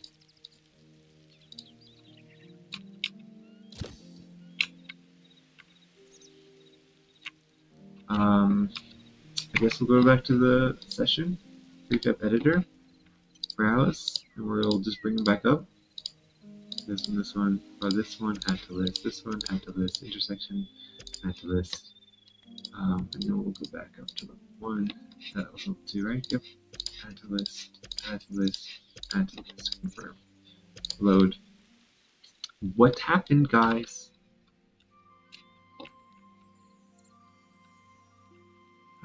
It didn't save it for all of them. Oh no. Oh no. Okay. Alright. 5. This one.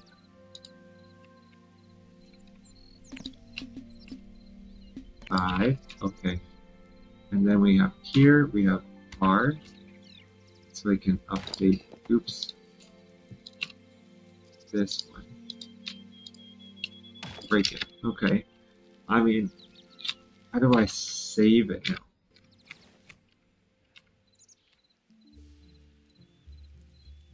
Save to prefab all. Oh, I see. Cancel. So I didn't select all of them. That's fine. Alright. Well, that stinks. That's okay though.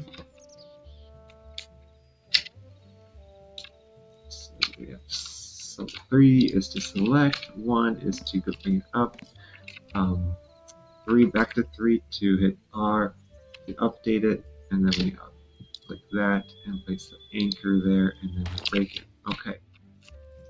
3, select. This is already here. We don't need to because it's already by Hytale. Just click that and break it. E. The 3, click 6. R, no, 3R. There we go. Break. Okay, we moved all those. E select R. place, and place. Okay, now when I go here and I do this, I do all of them. It will save over all of them, overwrite them, and it will save all of the empty blocks as well. Now I can save this and see it reload. Perfect. Looks nice.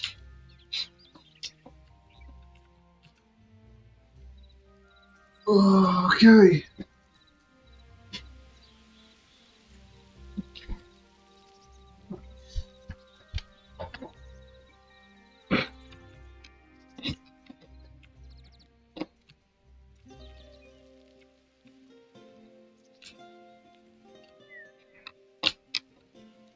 Alright. I think we're on our way to figuring this out. Now I do have these tiles here, right? I think with these tiles, the distance, I think I can place them at any distance, even though it's only 13 by 13. Let me see if I can just here do an experiment. So when I'm inside this, I'm doing the intersection one, right? I'm doing the intersection. I'm going to just do a union because I just want to see if this will work. Union. We're also going to. Oh, you know what? No, I don't need to do a union. I'm going to just do a offset. Okay. And if I do an offset of like minus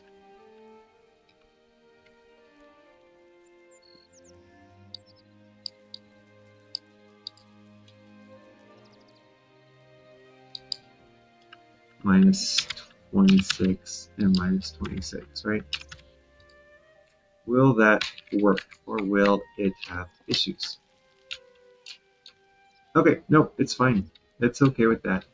So even though it's at tiles of 13 by 13, I can reference any point on the whole map.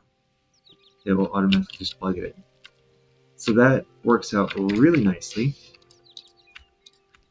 But I also realized this is the street grid, and I want to keep it to the streets. So I want to make a new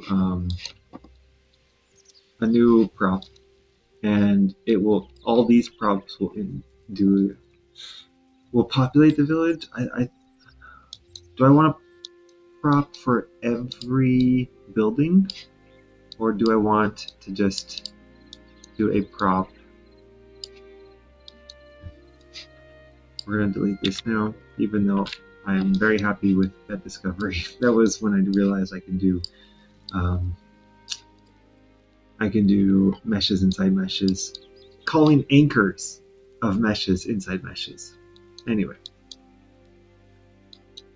so yeah, I can do that.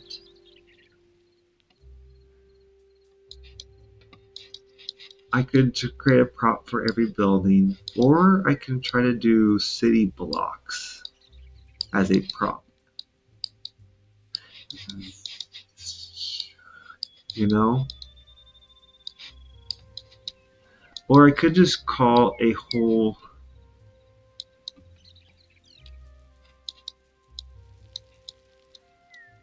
I mean, it's gonna need to know the village mask values in order to actually populate it. So I don't think I want. I think I want to make it inside here and not do an assignment. The assignments will be more of the houses themselves. The buildings themselves. Streets are good. All these are good.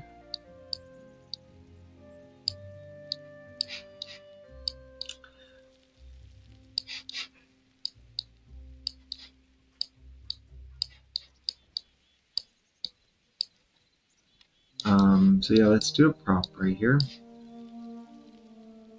I'm going to need to figure out how I want to populate this.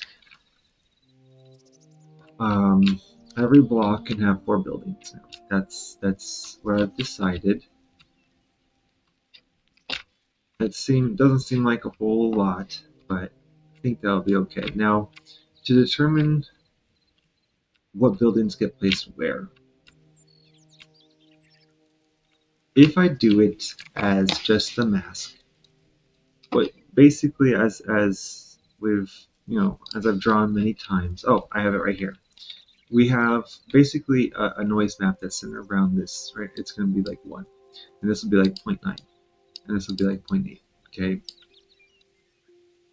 Essentially, I will have some values here, like 0.95, equal to another, well, rather they're guaranteed to be 0.95 all around here, right?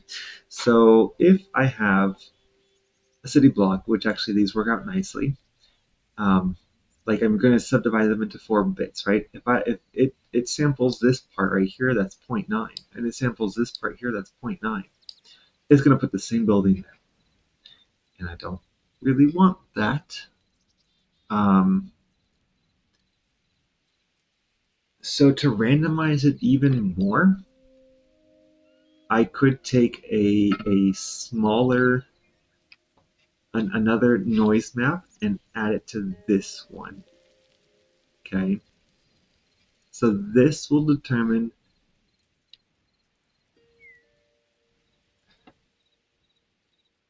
like, why don't I just do that from the beginning then, right?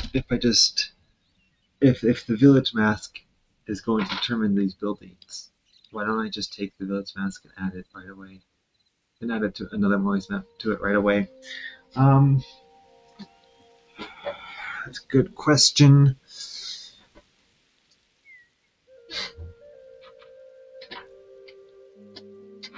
Unless what I want is that I still want uh, things being closer to the city center being certain subtypes of buildings.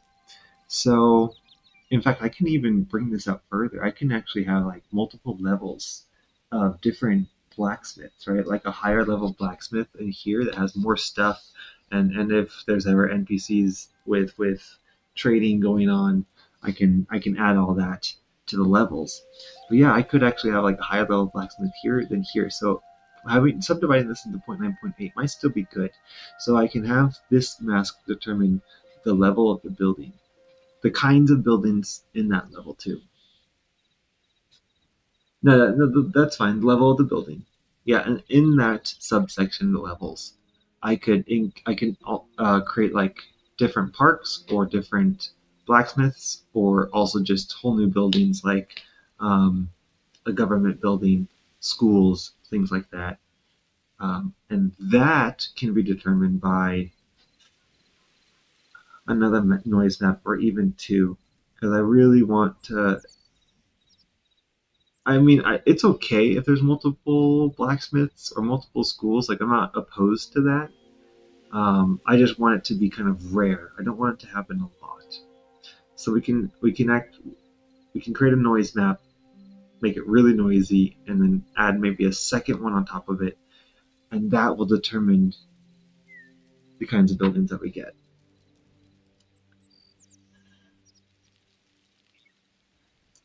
That sounds like my current plan. I think I'm okay with that. So what do we do? So to start, we want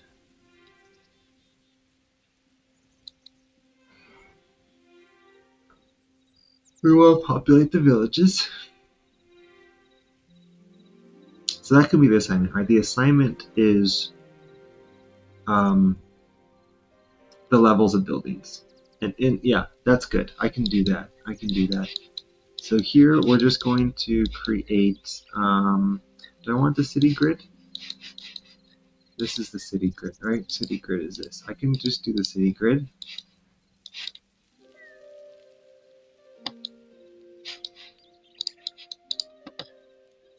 So the positions, I'm going to import it as city grid. Take it with one hand. All right, city grid. And then the assignments will be a field function, and that's going to be determined by your village, your city mask. Okay.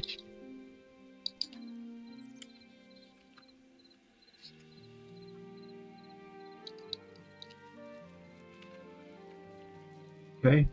Not city mask, village mask. Okay. Village mask. Okay. All right, and then for the delimiters, this is where I'm going to get the assignments from. So from like point, we'll do like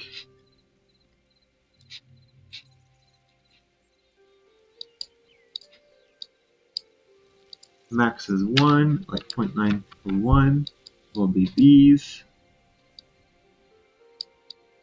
0.8. Should I do it like this? 0.8 to 0.9.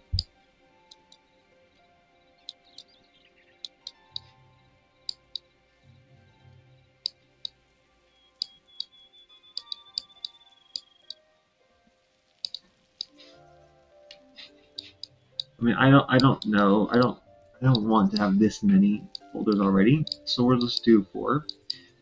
Okay, we'll go from 0 to 0.25. However, this needs to match this mask too. I need to make sure that I don't print anything too low on the village mask, because this has values going way out into like the middle of nowhere. So this actually has to be subdivided into this right here. So 0.4 roughly. If the streets don't have buildings on it, I think that'll be fine. So let's go to 0.4. So 0.4 to 1, divide that into 4 bits. That's 0.6, 0.115, right? So 0.55, 0.55 to 0.7, 0.7 to 0.85, and 0.85. Okay. All right, and then we'll get the assignments, and we're going to import them. Okay.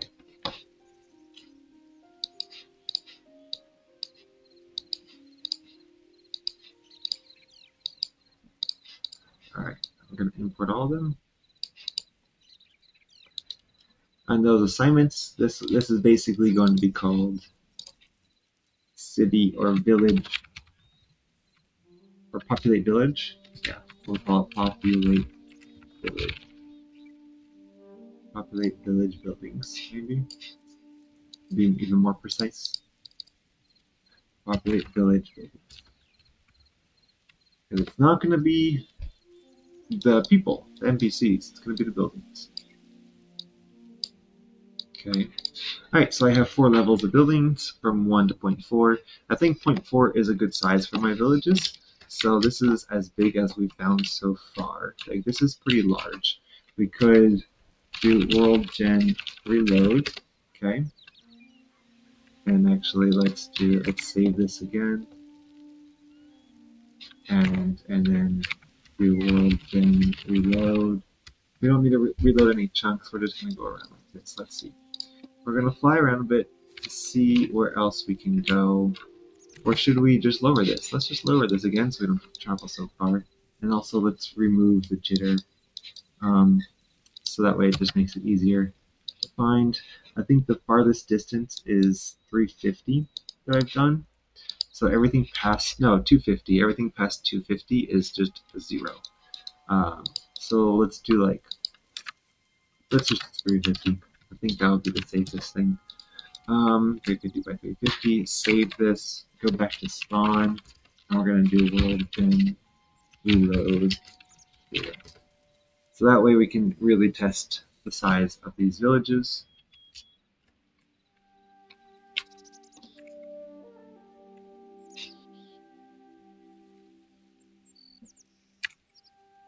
Does this scale actually affect?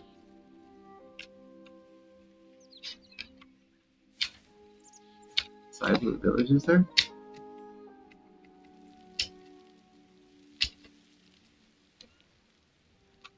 We should have gotten... Oh, that's interesting. Wait, northwest is just a single road. That's funny. All right. All right, so like not too big. This is about, you know, a couple blocks is as big as we've found so far. There's almost 5 blocks. There's not even any level 2s on it too. That's interesting. So like, imagine if I have this, I would need to make sure I have enough level 1 buildings that, yeah, I mean, and if most of it's just houses, I think that's okay too. Like if I add, so we have probably house, house, house, house, house, house. You know, like almost all of these of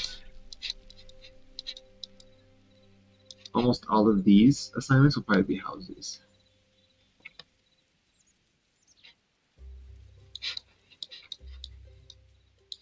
That just makes me wonder though. So village streets, if this is going from there to there,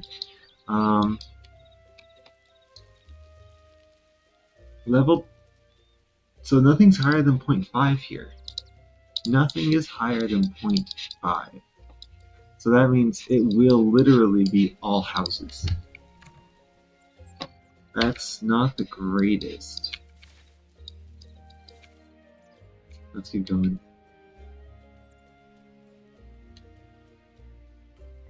So here's, I finally have a town with some lamps, which means it firmly put it into higher than 0.5, right?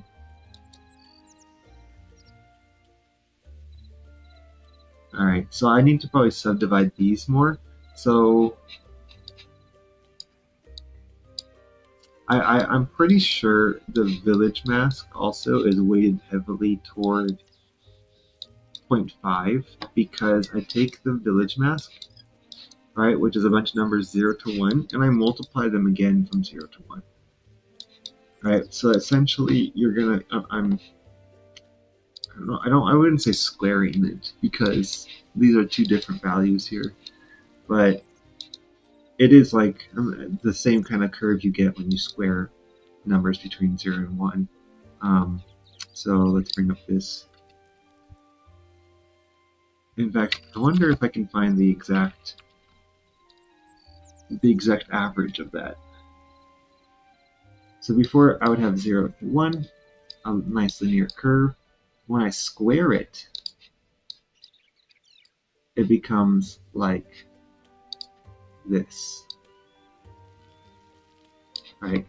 0.6 becomes 0.366, right? So 0.6 here gets put, or 0.6 here gets put down to 0.36. Alright, so you have a big shift down there, and then you have, so everything here is in the bottom 30%. So like the average is way low. I mean, I am also guaranteeing a 1 around the city center because everything I'm putting the city map, my mesh, my city mesh, village mesh, guaranteeing this at 1, right? So it's a distance function. So anything from the closest parts are all going to be 1. Right, but if this is all, like, if I look at this one, so let's say this is all 1 here, and I multiply it by 0.2 because that's what my village mask is doing, or just the noise function that I made. This is now all 0.2, and everything outside this is also less than 0.2, which means this whole village doesn't get printed. So in order for this to even show up, because it has to be higher than 0.4, in fact, for it to be level 2, it needs to be higher than 0.5, right? So that means it was 1 times 0.5 at the lowest. But because it's so big, it was probably higher than that. And that way, all these things that are still greater than 0.4 are getting printed. I mean, the whole point of villages was to make them smaller. Like, I was actually hoping for a lot of these smaller ones. This is what I want. So this is probably okay. I just, again, need to make sure I make my weights over here make sense, right? Because if I have this lower one, which is just houses, everything's going to be a house. Okay. Maybe what we can do is do like 0.4 to 0.5 or 0.48 maybe. Who's going? I don't need this. Declined. So we'll do 0.4 to 0.48. Then we'll do 0.48 to we'll do 0.6. Or why? No. I need this to be higher, right? 1 is exceedingly rare. These are very rare numbers, I think. So 0.4 to 0.48. The only thing is that I'm basically guaranteed this, right? And I want to imagine the outskirts being nothing but houses. So I could do this housing as housing. Since 0.4 is being printed, right? It has to be higher than 0.4. I will definitely have houses, and I want kind of a small, narrow range for just houses on the outskirts of the village. And then we have 0.4 to 0.7. This is basically saying, hey, level 2 streets are going to have, these are basically level 2 streets. So this could be more of the city center and the buildings, the government buildings and central parks.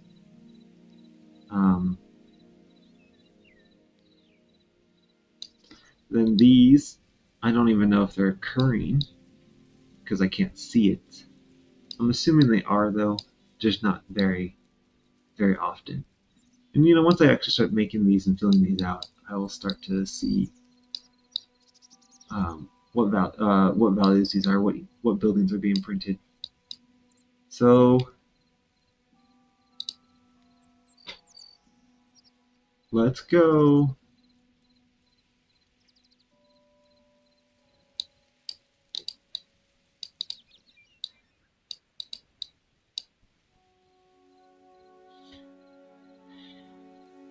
Yeah, the reason why I want to do this too is because I want to narrow it at the bottom actually, is because some of these, right, if you think about the curve for this space, like anything higher than 0.4 is getting printed, right? So if I have, so here, let's draw the 0.4 line. If my curve goes like this,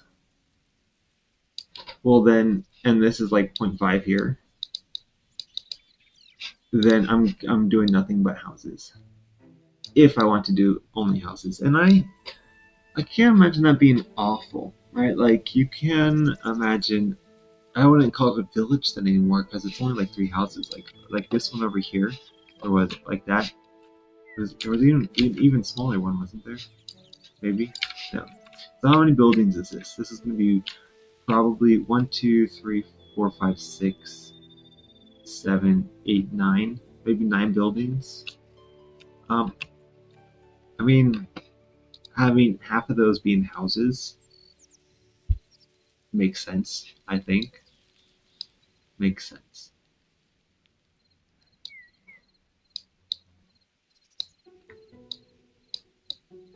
Alright. Yeah. Okay.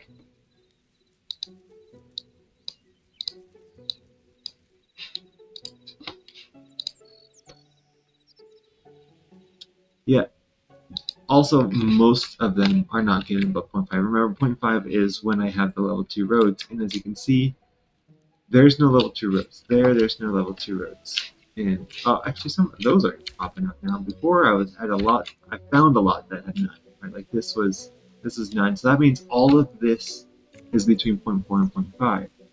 So if anything, I do want this lower. I want this to be like 0.45, and then this to be 5. And we'll lower this to like 6, okay, or maybe even like 5.8.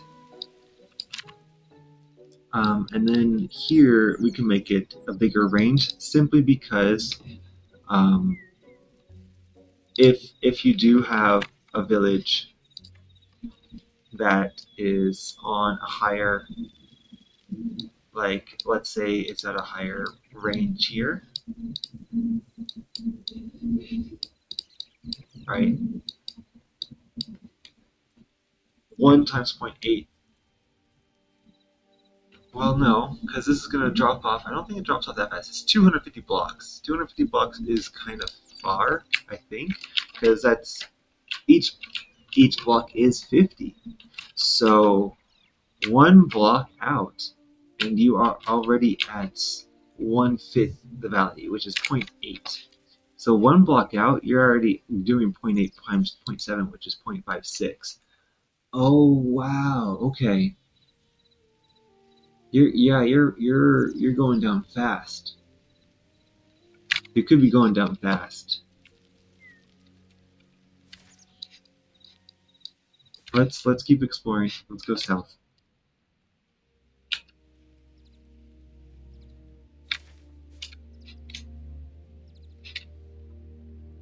Yeah, like none of those are 2. None of those are 2.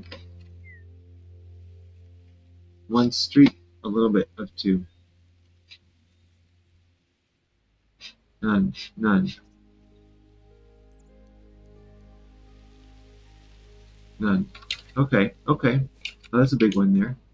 Oh yeah, okay, that's a big one. So sometimes you're gonna get these bigger ones. All right. But even then, as you can see, like it quickly drops off. Quickly drops off. So how do I want to do this? I might want to redo the scaling for the village mass cost. Or should I just increase this to 350?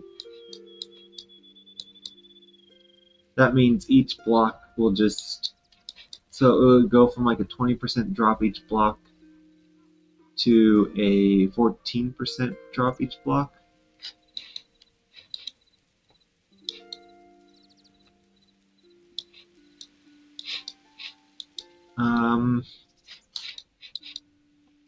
But I also don't want the villages to be too big.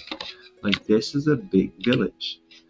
I think I can smush everything in here. So yeah, we're going to just smush it down into these values. So 0.4 to 0.5 is good. 0.5 to 0.58 is good. 0.58 to 0.85 is probably good. Or this might be even too big. Yeah, this might. I think I want to break this off at the level 2 point, and then we can go to like 0.75 or something. Oops. Yeah, I think this will be good. So now I have this area. If I do want to do just a housing one, I can do just a housing one. It'll be on the outskirts of the village. Here is more toward the middle part. Most of the villages don't seem to have level 2, and that's good. That is preferred. I do want these to be villages, small villages. So 0.45, 0.5. I could add in some shops, like a bakery, what have you. Field function or number 3. So anything with on the level 2, those have the street lamps. These can be again the government buildings, the city parks or town village parks, or central parks, whatever you want to call them. And then other buildings, blacksmiths. Because I feel like a blacksmith needs to have a bigger village to support it. Not sure, like don't really know or care about the economics right now. I mean, I do care about the economics. That's what I love about world building. I love to think of those things, make them feel real, alive, and interesting. Anyway, and then 0.75 to 1, who knows if this will even happen. You might get, especially around here, if this 1 was on a 1 node or close to a 1 node on the noise map, and that means it's going to be multiplied 1 by 1 or 1 to 1, or maybe it's like 0.9, because 0.9, yeah, 0.9 will still fall in there, but it's also again going to quickly drop off. It'll be down here in the next block over, and down here the next block over that after that. So you're talking about within 2 buildings, you're going from like the government building to like, I don't know, the windmill. No, windmills won't be there. I need to think about that though. The windmills should be on the outskirts of town, I think. And I could probably build those. That would be cool. That would be fun. I am having a ball now with this. This is going to be good. I have gotten through a lot of the trouble. I'll be able to start making buildings now and populating them.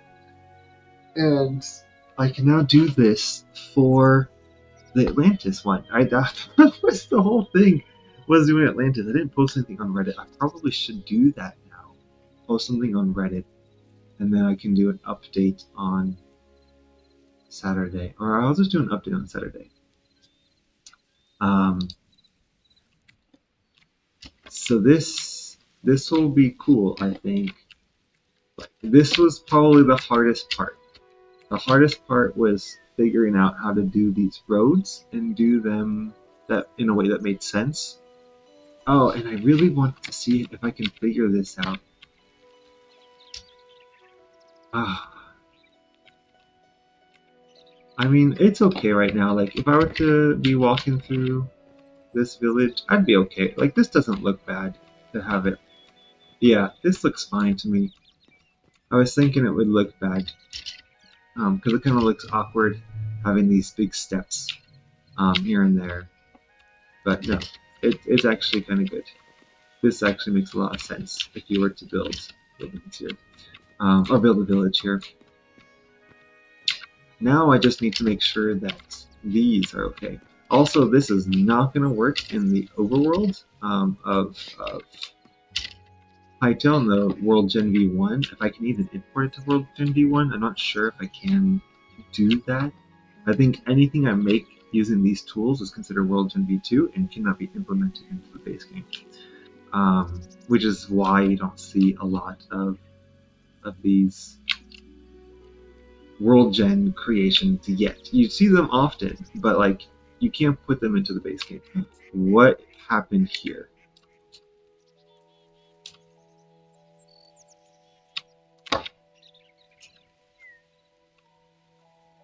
Oh my gosh, look at that.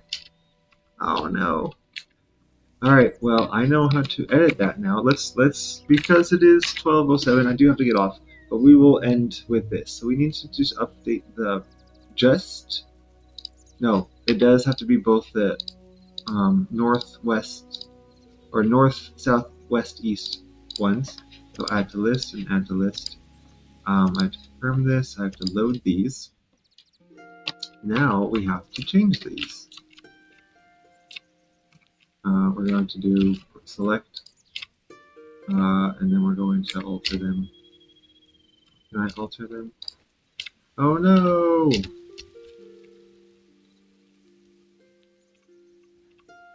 How do I like click a button to use anchor?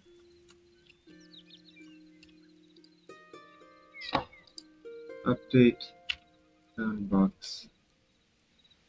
I mean, sure, okay, we're gonna, this is kind of annoying. So I have to kind of be careful with this then, huh? With like how I...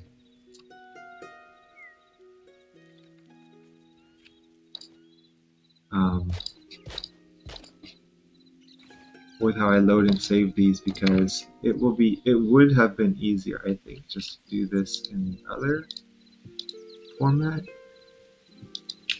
the base game. I do have to save it though because of the anchor. Yeah, this is kind of annoying. I have to break all the air blocks too. No big deal. And then that.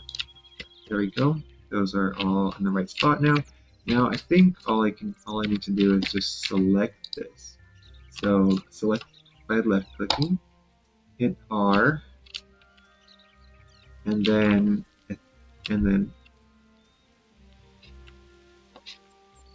actually, do I need to do that?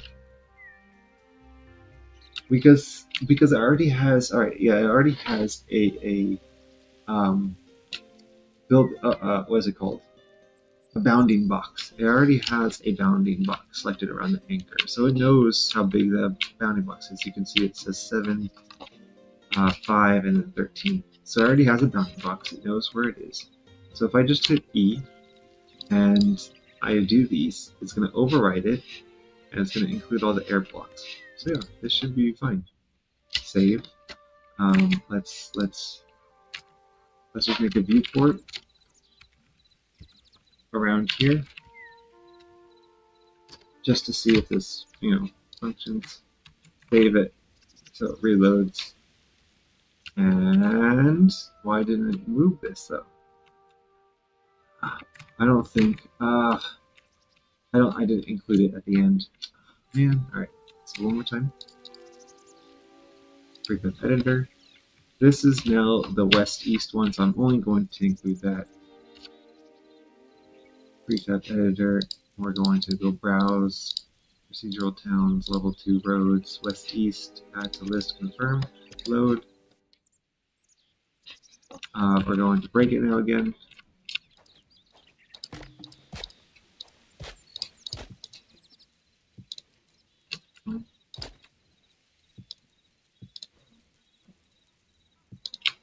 Okay, we're gonna E. We selected this one. See, and that's the thing, it's selected. I don't know how to select multiple prefabs at the end, so all I have to do is just hit, all edited, right? So that it will know which ones are edited and which ones aren't. Okay, cool. So all, so I just do all now, save, cool, now reload again, and it will get those done. Alright, cool. So now all of the lights are in the correct position. Alright, so that's good. I probably will continue to be working on this next week. But next week I think will be more of just like asset creation. So I'll be making all of the houses and all of the buildings for this village. That will be a lot of fun, and then I can populate it. We'll see what happens with the with how the terrain looks, whether I need to flatten it or how I should flatten it. I'm not sure. We'll figure that out, because like the buildings should probably be at road level.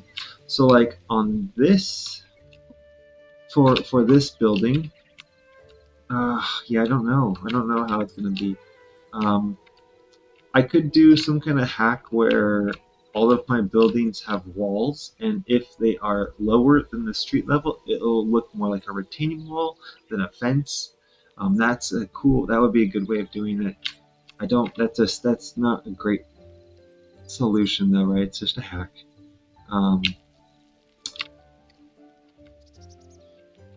Yeah, we'll figure this out. I wonder.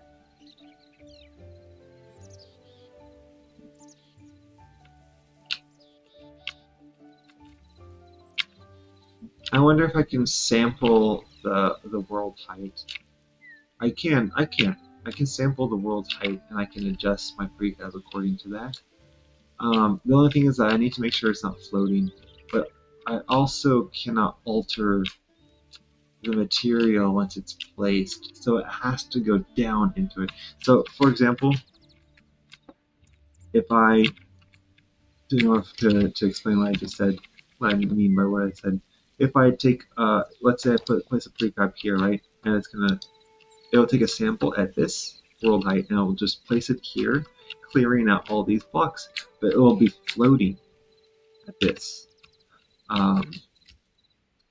So I cannot add blocks, I don't think, to this.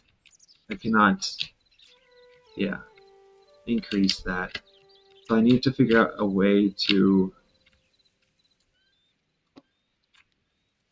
I can only go down, that's why I said before, I can only go down into the blocks and clear them rather than bring them up.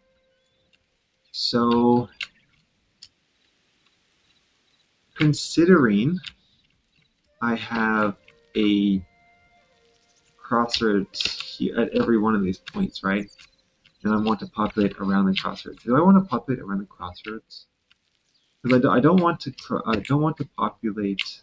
No, I could actually. I don't want to populate here though, right? So if I do the crossroads, I also need to city grid. When I look at the city grid, okay, wait.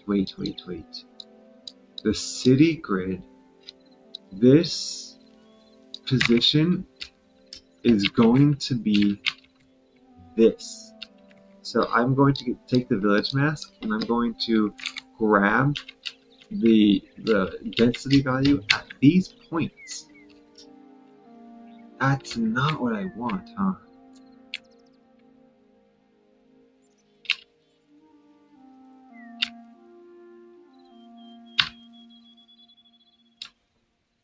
$52 divided by 2 is 26, right? That's what I decided before 2 on the length of these blocks. So these are 52 blocks wide, right?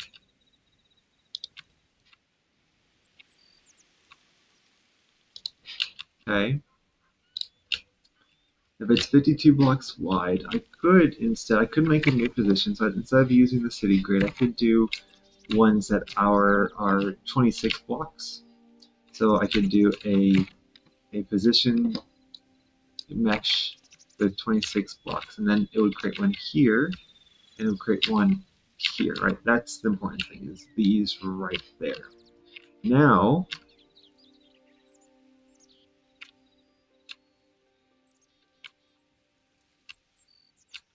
I can actually make sure nothing gets printed here too.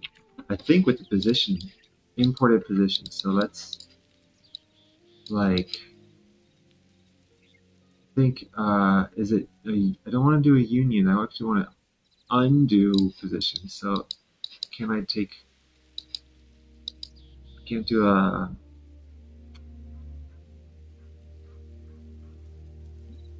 oh no, I can also,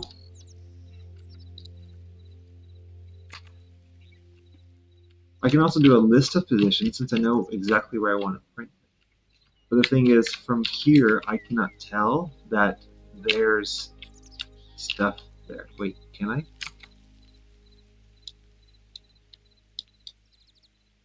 Yes, I can. Yes, I can. List positions. So I can do,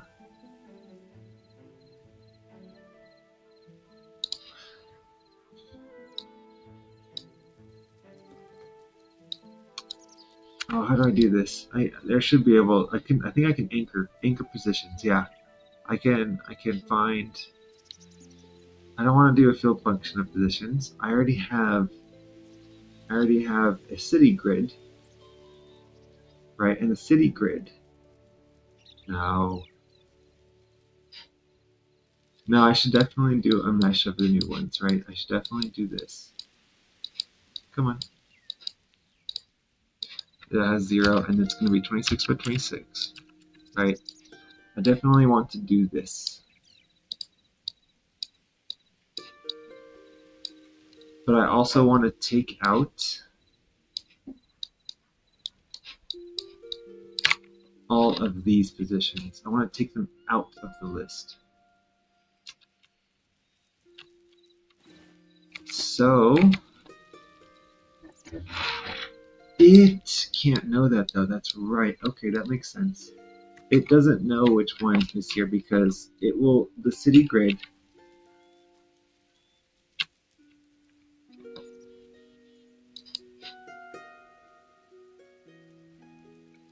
man, man, I cannot talk and think. I cannot talk and think. Doesn't work. And my brain can't do it. So let's decompress everything that just went through my mind. It's already 12:20. I really need to go.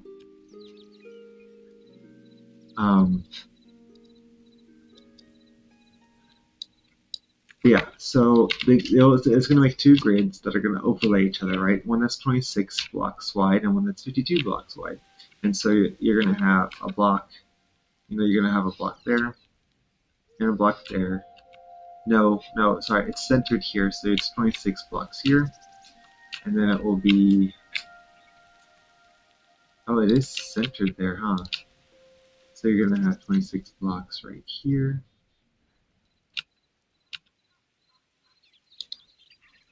Oh, no, yeah, you don't want that. Oh, you don't want that at all. It's going to be one that's centered there, and one that's centered here, and one that's centered 26 blocks this way,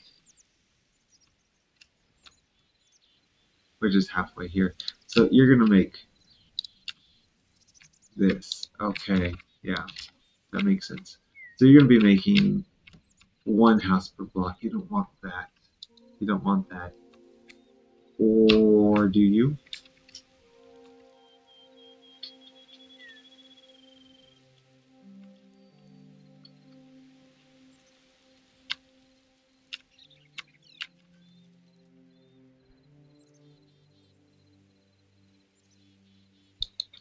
What does a union do? Nope, not that one. Props, no, positions, union, positions. It probably just combines all the positions into a single positions field. I wonder how that even works, honestly. Because if I were to combine these two, would it just get rid of the 50s? It has to get rid of the 50s. I don't know. I don't know.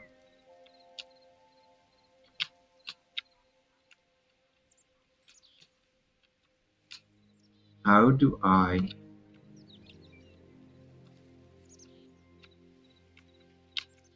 do this? If I do intersections, I could do intersections. I just want to make sure I don't put anything on this side. This side's okay, that side's okay, that side is okay because there's streets there. Do I care more about the streets then? Do I want to take my city grid, or village streets, right? That's what's printing out right now, the village streets.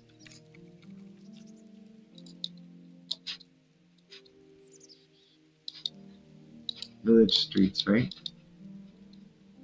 My village streets are what's determining these, and this right here is so interesting. The height difference on that one makes a difference of 0.6 to 0.38. Anyway,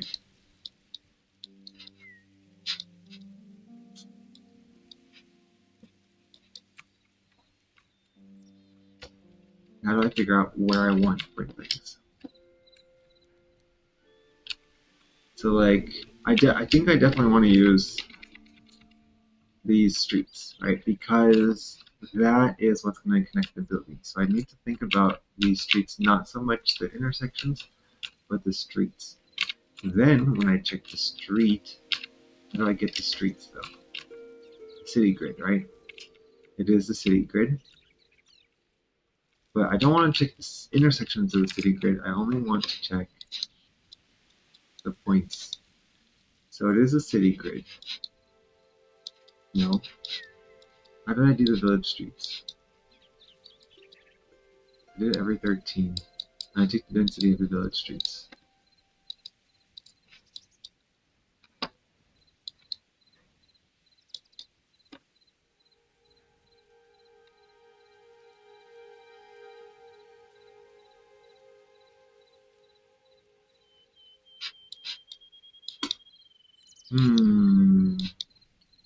No, I think this will work.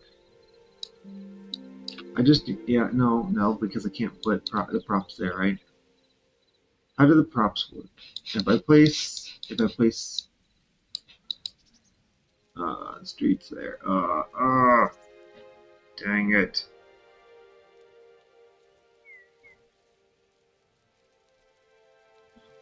Okay, alright. Think.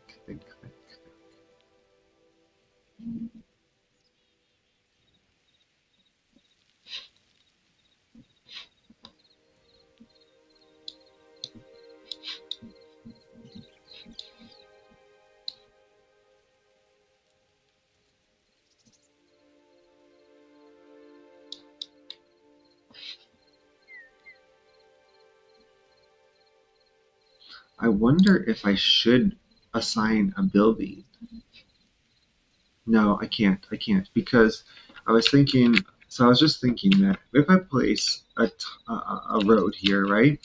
I can place a building in front of it. Like I can assign a building to a road, but then I'll get overlap, right? This assignment will be here. This assignment will be here, and they will clash. And I don't want that. I don't want buildings to be assigned to roads. I just have to have them be assigned to lots. I just need to figure out how to calculate the lots and where I want. Right now, I think doing a point, a mesh, right? I need to do a mesh. And when I check that mesh for assignments, what I need to do is check two things, right? So 26 by 26, I actually don't know if I want that, right? Because as you can see, one will be centered here, another one will be centered here, and another one will be centered here. It's not there. So what I could do is I could check for intersections, right? But then these will be building lists because there's no intersection here. So I don't want to check for intersections. I want to do a new grid, even smaller, 13 by 13. No.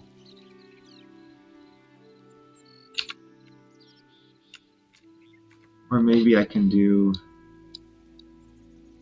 maybe what I can do is do a mesh of 26 by 26, right?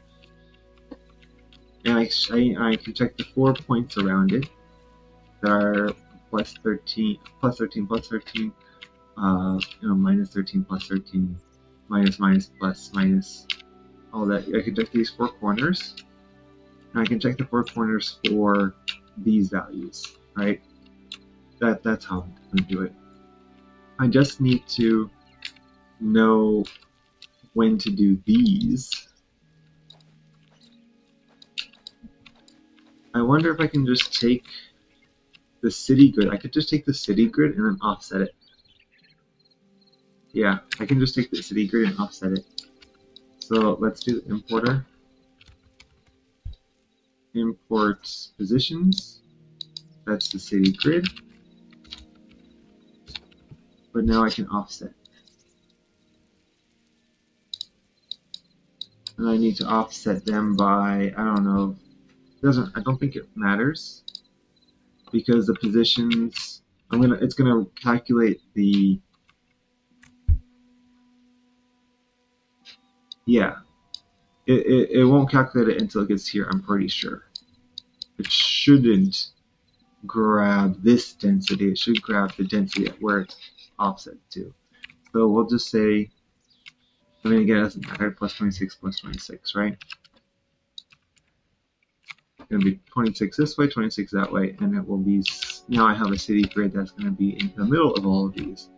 And then it will check the field function, and the field function, or wait.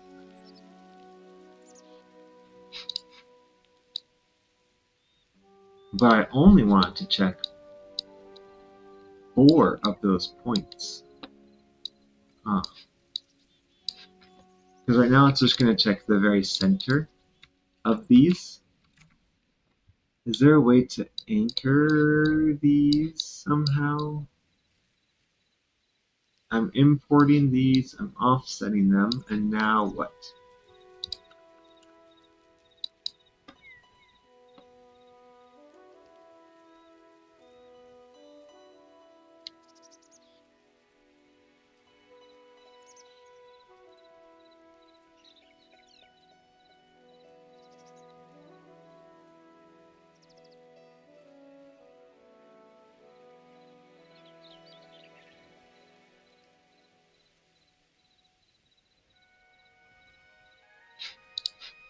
I wonder if we can do a constant assignment of the intersections. That would be helpful. That would be very, very helpful.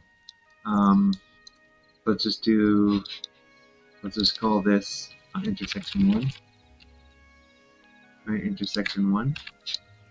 And then we'll see what happens here if I just do imported assignment of this. I don't know why I deleted that and did that. Right, so let's see what happens here.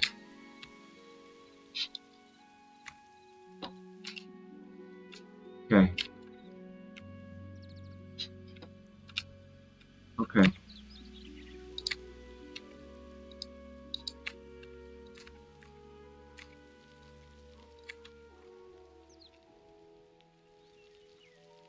All right. So we're doing some stuff. We're doing some stuff. I can't stop doing this. It's 12:30 now. I said I needed to stop half an hour ago, but my brain can't turn it off. That's unfortunate.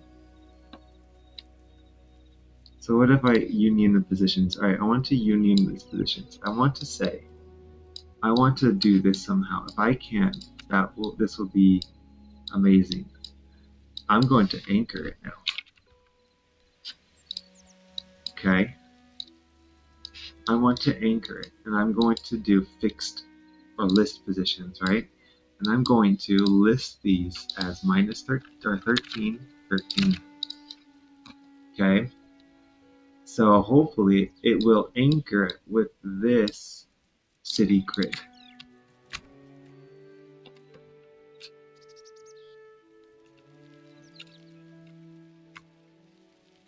No. Did it work? I don't think it did. Oh, but I need to move this over though too. We're gonna do 13, 13 and see what happens.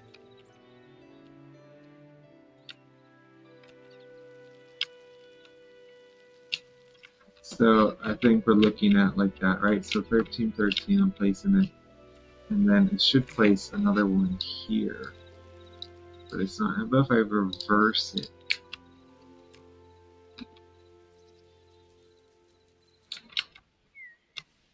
No. So I don't think this is working.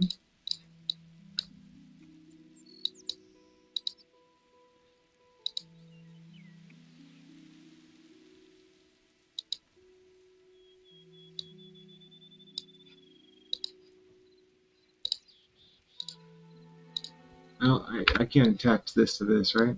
No. Alright, how do I get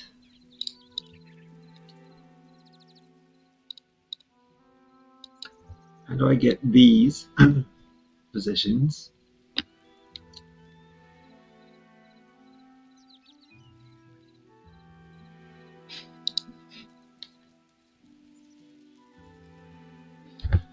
Or do I do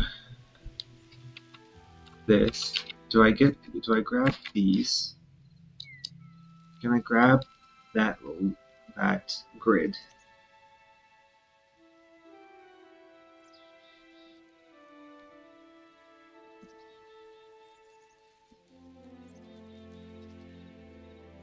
I think I know how to do it.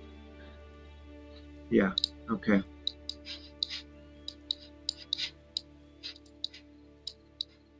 What we're going to do is we're going to, I don't need to do this. We have all of the equidistant parts that I want, right? All of these are going to be equidistant from each other. So all I need to do is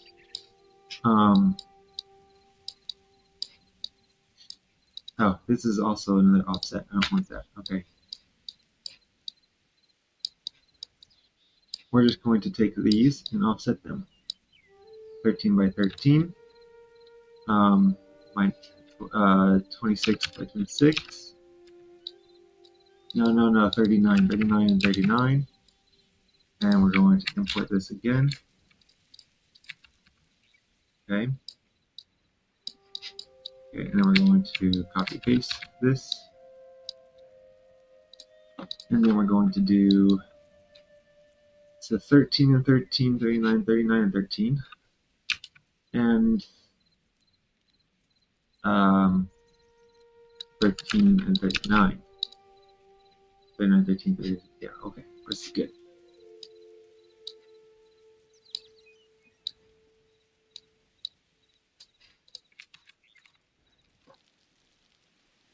Yep, there we go.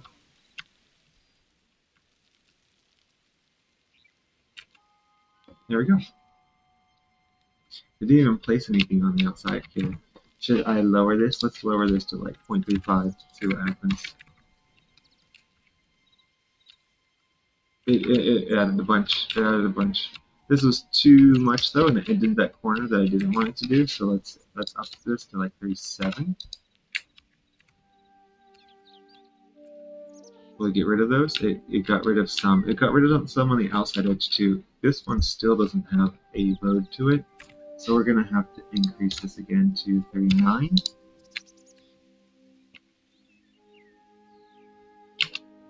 Okay. I think this is fine. Like, I'm missing some intersections like this right here. I wish I could have one, but this is good enough. All right. Another problem solved. I love it. Love it. Now I have all the things, and I also can test out easily which ones are where, you know, the points. Like, this is so nice. So if I do this here, I can now see again how much farther or what sections these are. Which are none. Wait, what? It's only from point. No, that doesn't make any. No. No. 0.7 to 1 is all of those. It doesn't even want to print it. But what?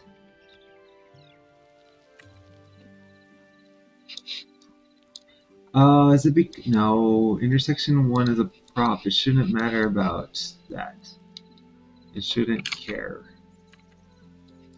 about the limiter there. This is pulling it from that section. So something is wrong with my map. The mask is wrong. Or no.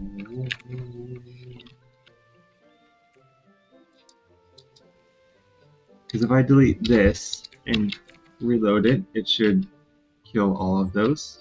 Yeah. So if I put it back, it should work. But it doesn't want to do the middle ones. Why? They should be from there to there. Oh no, what's wrong with it? Is it too low? Can't be too low. Oh, crud.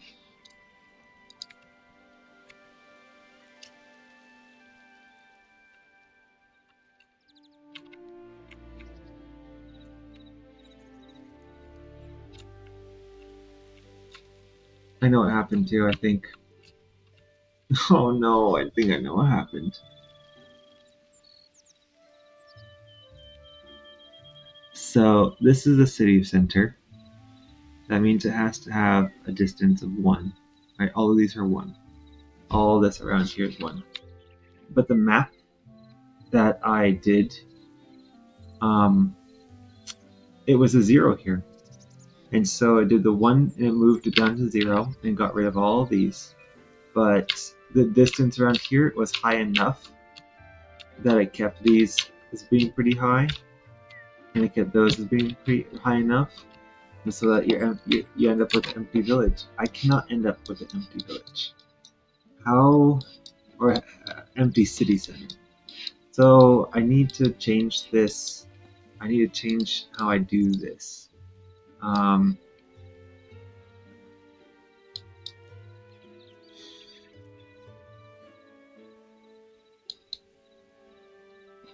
I could do this instead of normalizing it. I could just clamp it. And so Yeah, you won't have that an empty village. Okay, let's try that. Let's, instead of normalizing it, let's clamp it. Let's clamp it so wall A is 0. Okay, and I think this will get rid of the entire village. Um, I should end up with a lot smaller villages too.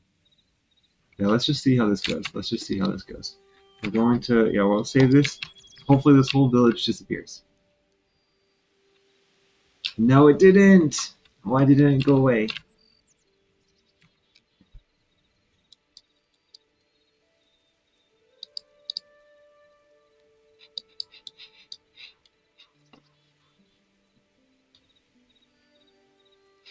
Why did it not go away?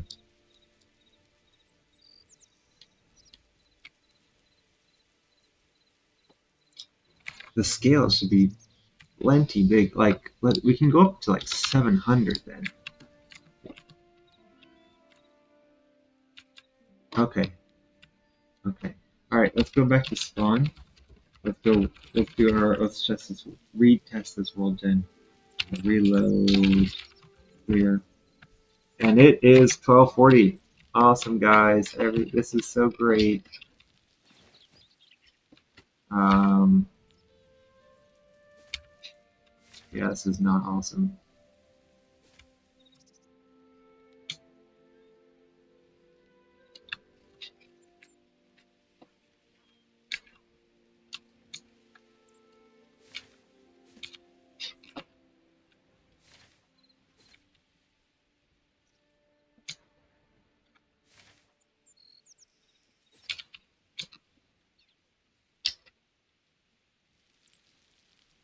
Okay.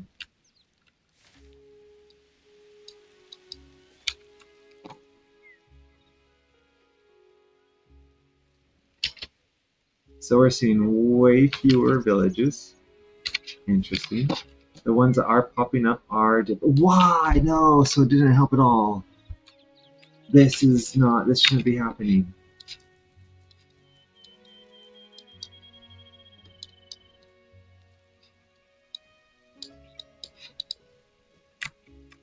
Right? Like, this shouldn't happen.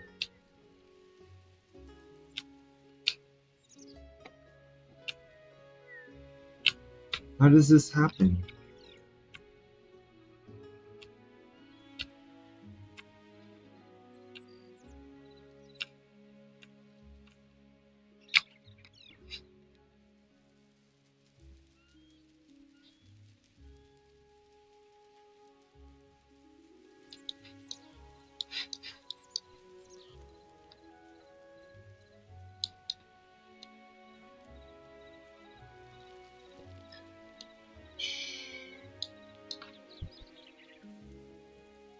What is going on? Like, it's only numbers between 0 and 1. Alright, now instead of 0, I mean, it was 0 to 1 before as well, but I was hoping that it would be a cutoff. So, like, so you would have, like, normally you would have this kind of boundary, this 0 boundary between -1 and 1, and that would be 0, right? And I was hoping that this would carve out a nice space for the village. So, like, these are not going to be perfect, right? It's going to be like this, okay? 1. These are not 1 though, 2. Should I? Should I not? No, I do. I want to have some noise in here. Do I want noise in here, actually? Maybe I don't want any noise in here. Yeah, no, I do. I need to know the distance.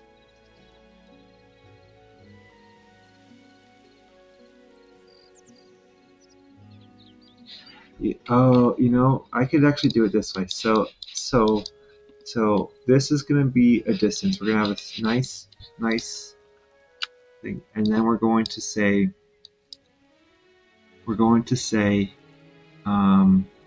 curve mapper, okay? And anything from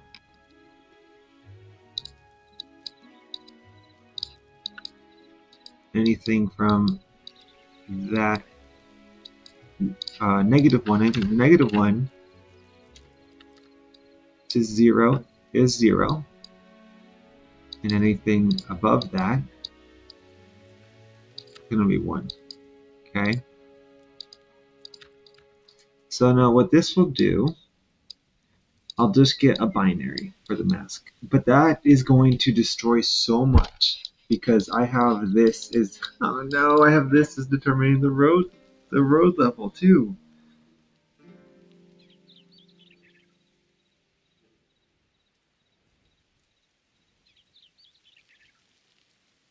Like that, this shouldn't matter.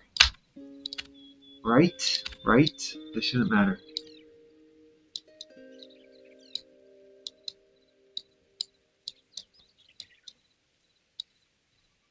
In fact, I don't think I need to clamp it at all. Do I?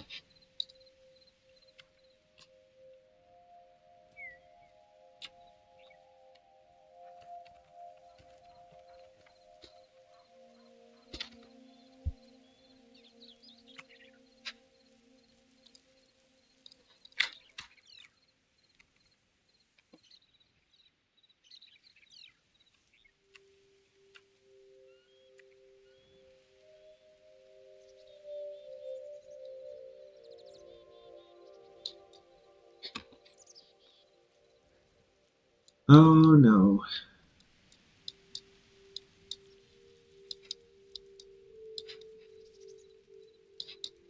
How am I getting blank spaces here?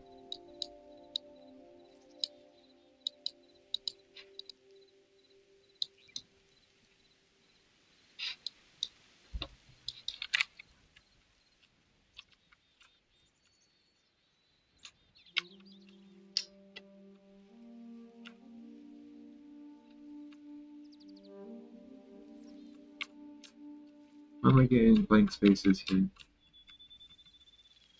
Specifically around the city 2, or the level 2 area.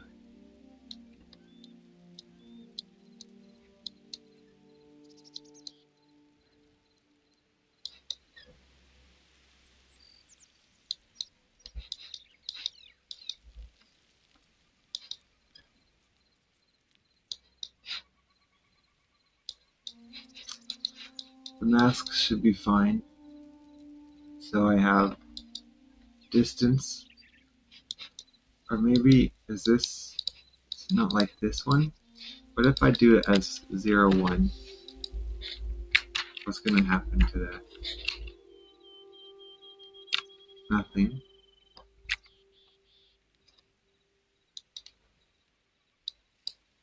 Like, distance, it should just be 0 right up front, right? This shouldn't be negative, it shouldn't have any issues. It's calculating all the way up to a distance of 350.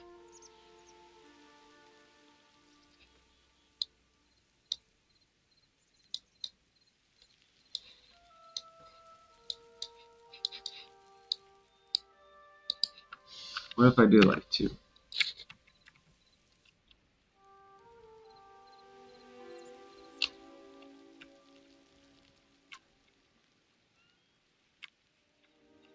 How interesting.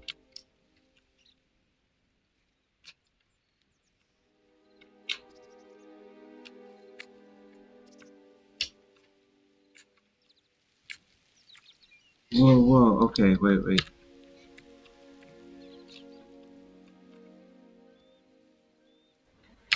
These are the same ones, the same spaces that are empty. Is there a pattern here?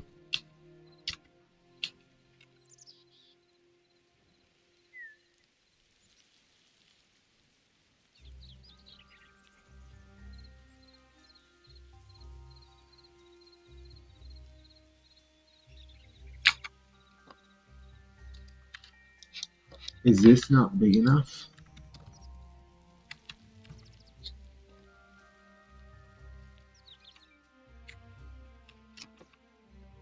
lost my thing. Come on. Reload. World gen reload. World gen reload. Clear. I really need to go and do my homework. 12:50 now.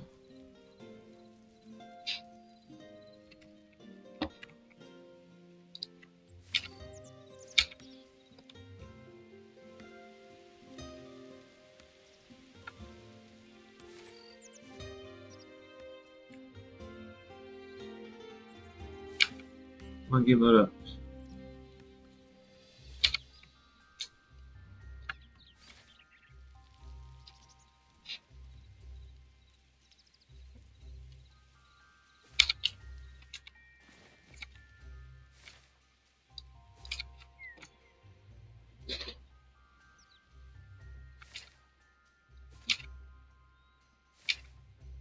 Oh man, just exceedingly rare, huh? Alright, so here's one, and there's village, and it has no issues with that, the inside spots, because there's also no level 2. Is level 2 what's causing the problem? Why?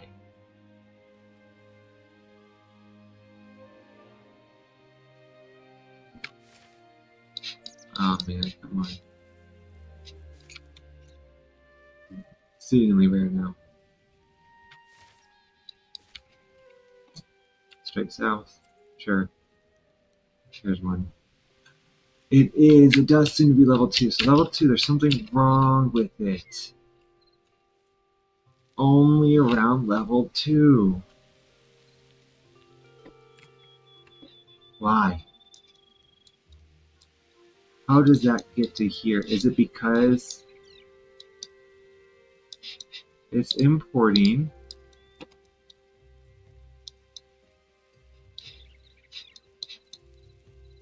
this intersection? Does it just not like, or it doesn't have to go through here, right? That would be nuts. Alright, instead of importing it, I'm going to do this instead. There we go. Of course it breaks though. Break that. No, new editor. Open.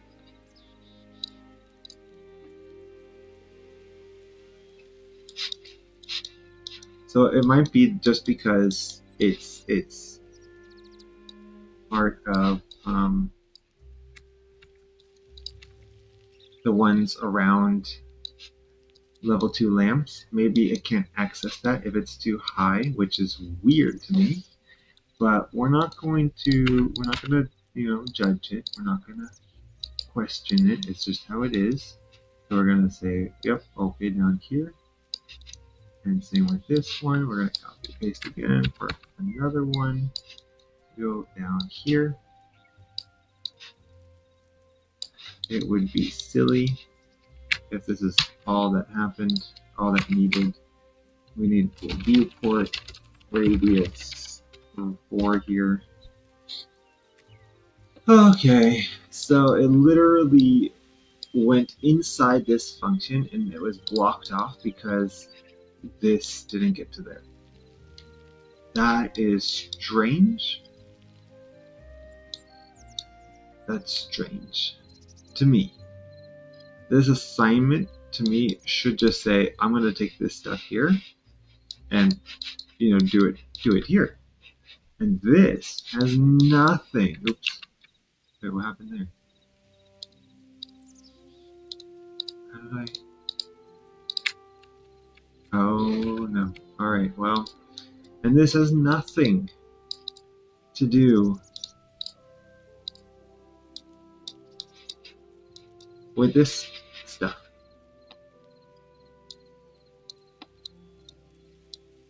And yet, when I imported it, it also imported this field function.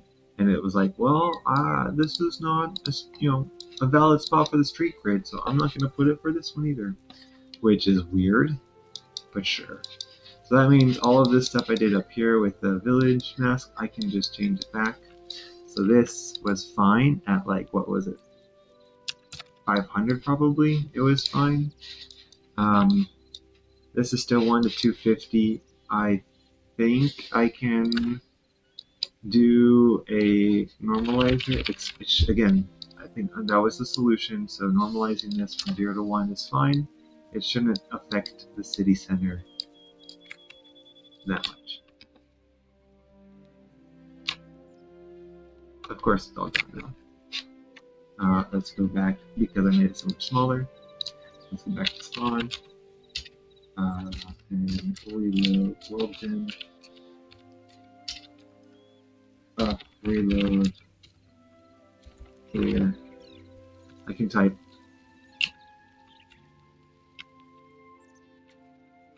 There we go. I mean, this is okay. I wonder why it's doing that. And this road, you know what? I'm okay with that. Maybe even I will lower the road threshold a bit and just have dirt roads going outside of the village farther, you know, in all directions. I'll just have that. Oh, and there's another one. Let's see now too if I can find a village, a level 2 village, and it has pieces near here. Okay, that's good. This is a massive village with no level 1s. Okay. Again, we can have mostly houses too, right? That is the majority of what buildings are in the real world. You need housing for all the people. Although a lot of these older villages, right? Like if I build when I build these buildings, I could also have them live in the second story of their house. That's how most buildings were back then. So having a separate work, place for work was uncommon. So in which case these are quite large buildings, but or quite large villages. But that's okay. I think it's enough. Maybe I can also add more parks. Maybe each of these could have like 2 parks, a schoolhouse, 10, 20, 10 to 15 houses. Like if I do 10 to 15 houses, that's a lot, right? That's 3, 6, 9, 12, 15. Yeah, if I do 15 houses, that's half the spaces in these. And then if I do like 2 parks, then you're already looking at only doing 8 buildings, 8 non-residential buildings. So that's not bad. That's not bad for a large village. Okay. I am glad. I hope that you enjoyed watching it. I enjoyed today. Today felt very productive, and I was able to solve issues right away rather than being stuck for a week on one problem. But yeah, this has been a good day. A good day. I need to figure out what to do with this. I don't want. This is not good. I don't want this. This is broken. I mean, it's not broken. It's just that the change in the slope is too much. So yeah, I'm definitely going to need to readjust world gen for this, or yeah, I'll need to figure that out. I need to figure out how to adjust world gen for villages. I need to flatten out the terrain probably somehow.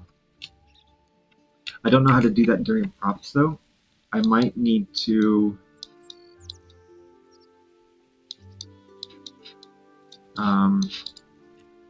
either I affect world gen and change the terrain to fit the village, or I try to fit the village in the terrain, but that will make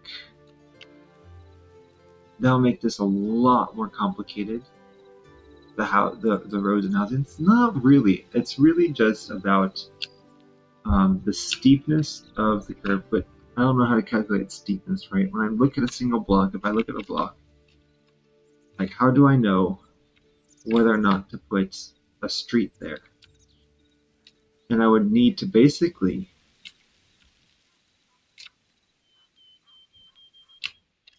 measure No, no, no. So what I can do is I can take the this one, the terrain generator, as another mask, right?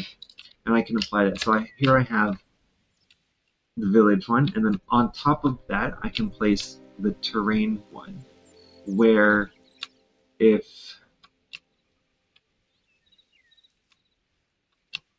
I'll make like a step. How do I do this? I'll figure it out. Well, that's a different problem. Not today's problem. My goodness, not today. I have enough done. I've done enough. I did start late. Maybe that's another reason why I felt like I was so pressed for time, is that I did start late. But this has been a good day. I am excited with the progress I've made.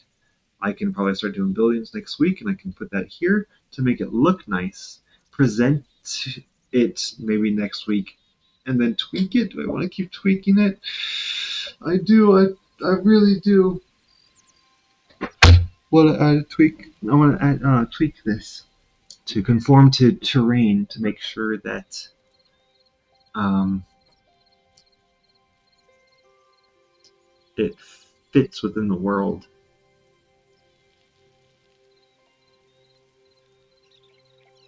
Oh man, I'm so excited.